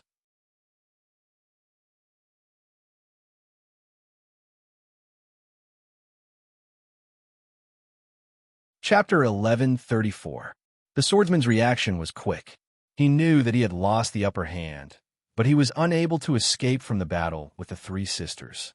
When he finally managed to escape from the three sisters' combined spells, the mysterious figure had closed in on him once again. The swordsman was very wary of this mysterious Taoist. He also realized that the physique cultivator was instantly killed by this person's sneak attack. His strength was similar to that of a physique cultivator, but his body was still weaker. There was no way he could withstand this person's possession. Therefore, after escaping from the three sisters' spells, he did not hesitate to escape from this mysterious person, even if he had to risk getting injured. He was very clear that in this kind of battle, as long as he could escape, it would mean that he had successfully escaped. No one would chase after him in this kind of situation. The key was that the mysterious person had closed in on him for the first time. If he could deal with it, he would be able to keep his life. There were many ways to escape, but there was only one for the swordsman. The mysterious Taoist did not expect that the swordsman's attempt to escape from the three sisters' spells was just an illusion. He leaped out slightly, then turned around and charged towards the approaching swordsman. At the same time, he held his sword in his hand.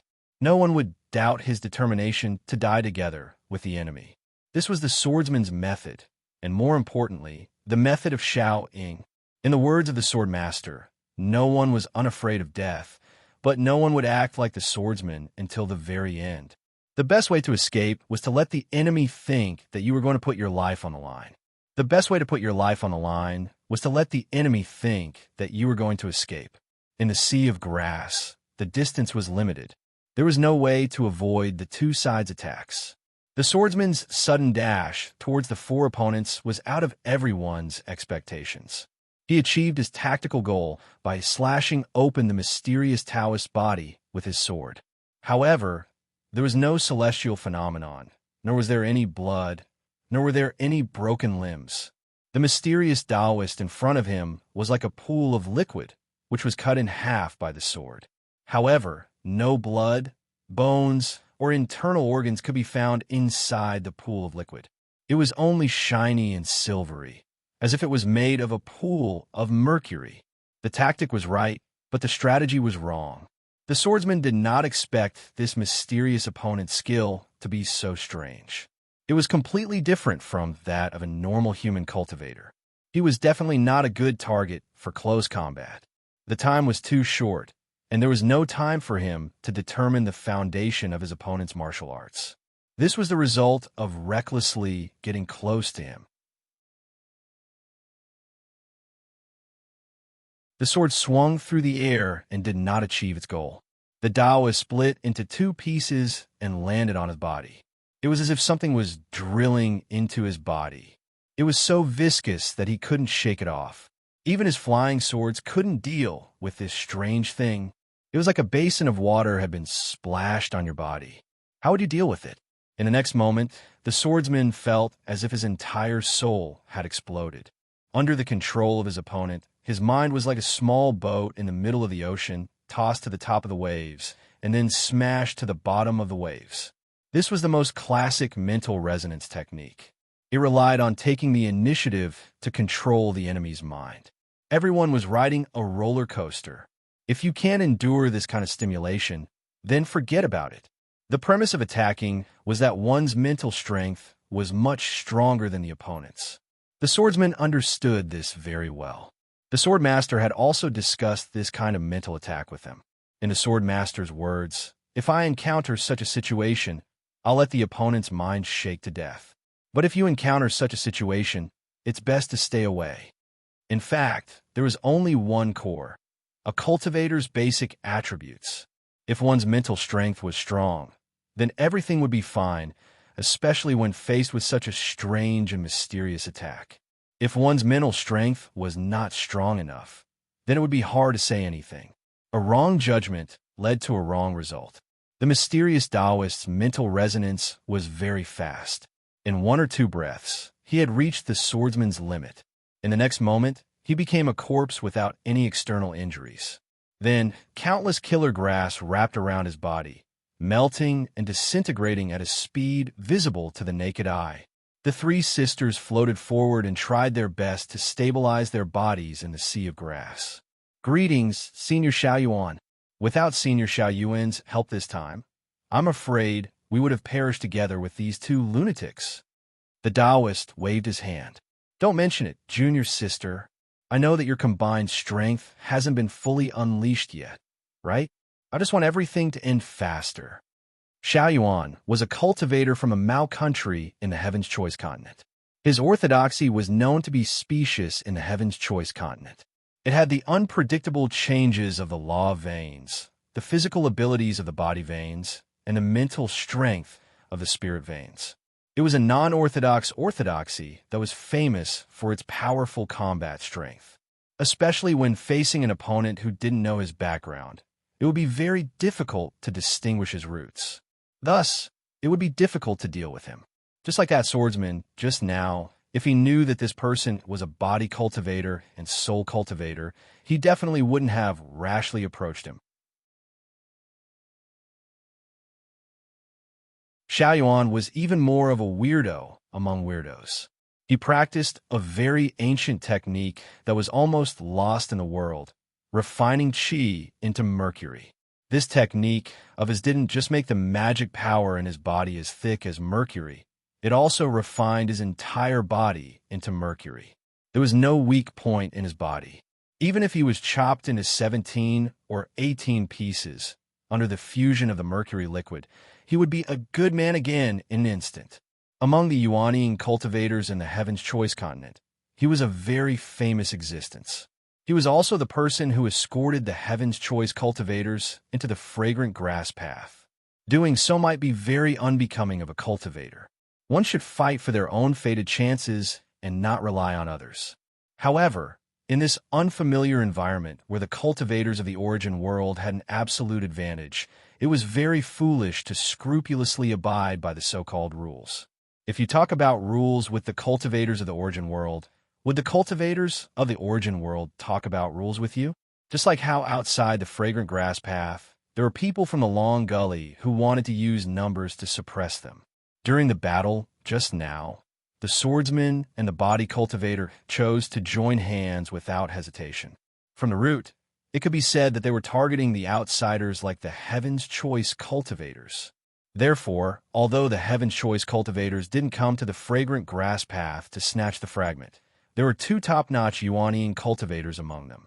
One was Xiao Yuan, who had just appeared, and the other was Tang Chong, whose whereabouts were still unknown. Fei Yu gestured with her white hand. Senior Marshal Brother, please. Without Senior Marshal Brother's help, it would be very difficult for the three of us to obtain this fragment. The cultivation world doesn't talk about modesty. Senior Marshal Brother, quickly take it. The three of us sisters will block any possible sneak attacks for you. Xiao Yuan laughed. My responsibility is to help you obtain the fragment. Since there's an opportunity, why should I refuse? As for me, I have plenty of opportunities. When I want to take it, who could stop me? After he finished speaking, he didn't care whether the three of them agreed or not. With a shake of his body, he disappeared into the sea of grass. Carefree and unrestrained, the three sisters sighed. They had spent so much effort chasing after it, but in their Senior Marshal Brother's eyes, it was just an ordinary thing. This was the difference between people. Lan Mei also didn't argue. Second sister, this is yours. The next one is third sister's. I don't care about this thing, so I'll be last.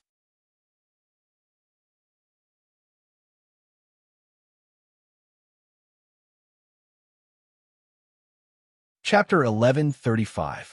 Crimson Moon successfully collected the slaughter fragments, which took her nearly 2 hours.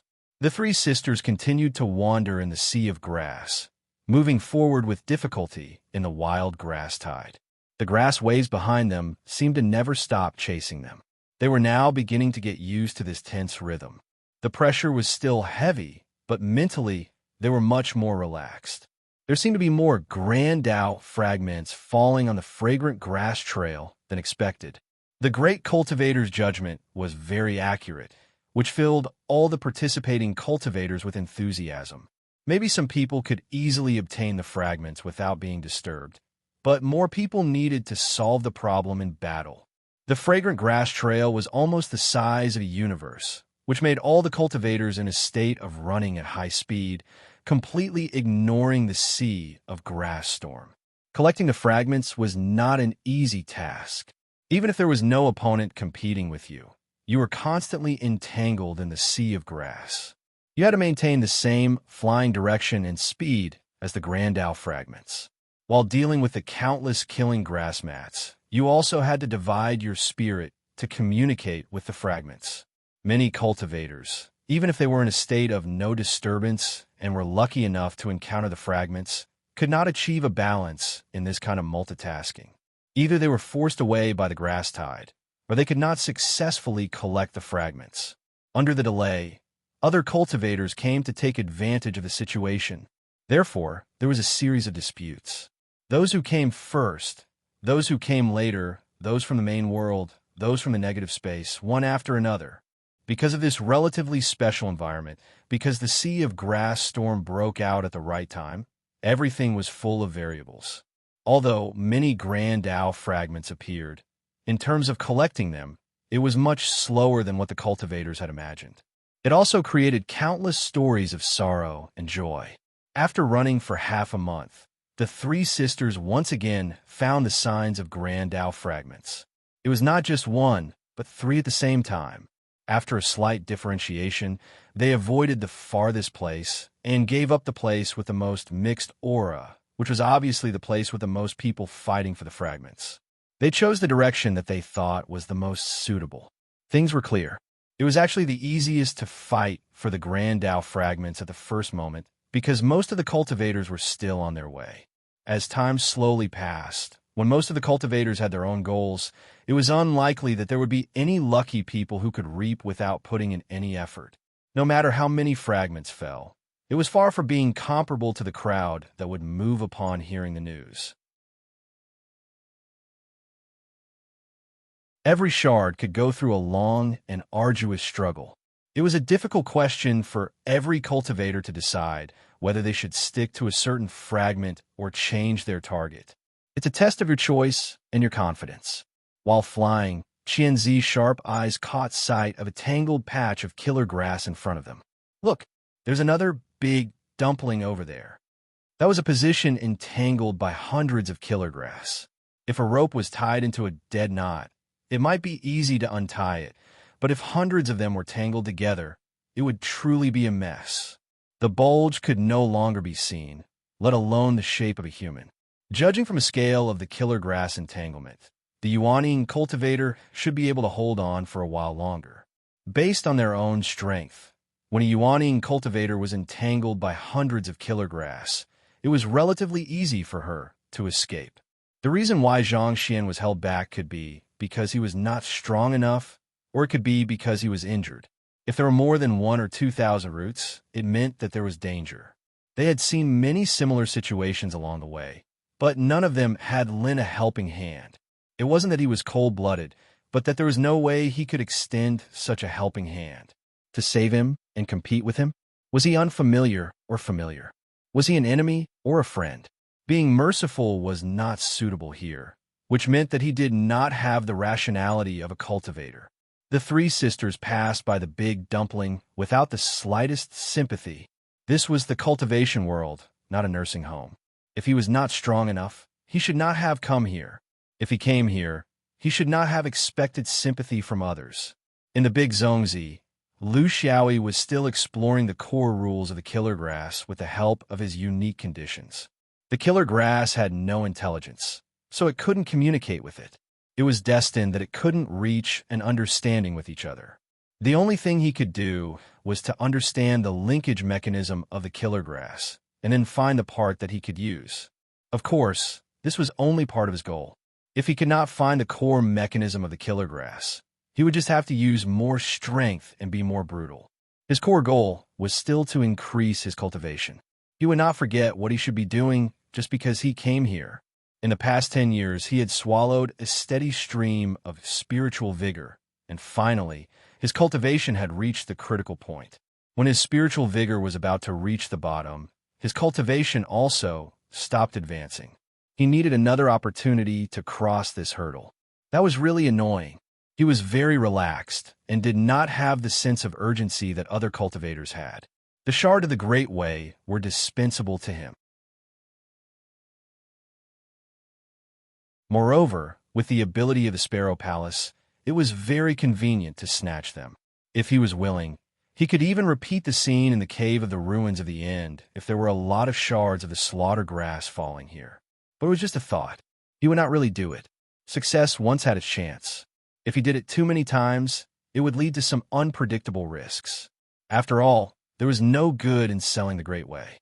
In the Cave of the Ruins of the End, the one who secretly bound the shards of the Great Way was the Lord of the Ruins of the End, so he had no karma with him. Now, if he directly seized the shards of the Great Way that fell from Qingwei heaven, it would be hard to say. The first action could be forgiven, but the second time, in the past 10 years, he had actually been doing one thing, which was to use his Tao state ability to evolve a set of sword technique. He had this idea for a long time. Of course, the most important thing was to improve himself.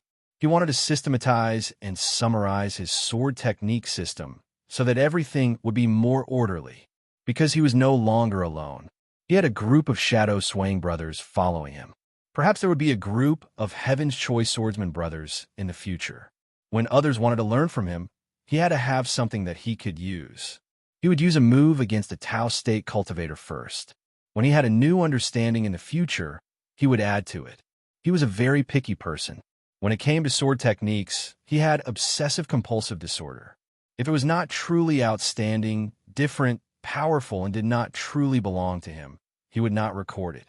In this way, there were not many that could catch his eye. So far, there were only 4 of them. Mayday, the quick rotation of the Great Way of the 5 elements to find a gap. In an extremely short period of time, through the changes of the 5 elements, he could find the opponent's weakness and attack it in one strike. Illusory Head, an absolute defense created through the Great Void Tao Realm. It could redirect any powerful attack into nothingness. Hypocritical Benevolence. This was an application of merit. It was a variant of formless charity. It was especially good at dealing with those Buddhist disciples who had yet to reach the realm of perfection in merit, who extinguished the light. In the Great Way of the Stars, the flying sword suddenly borrowed the power of the stars, just like how he sneaked an attack on the true Lord who wanted to sneak up on him in the mortal realm. These were the essence of his sword techniques over the years. He was especially satisfied with the names. You're tuning into the Warrior Lore YouTube channel. Don't forget to subscribe and join us on this journey to catch the most captivating stories.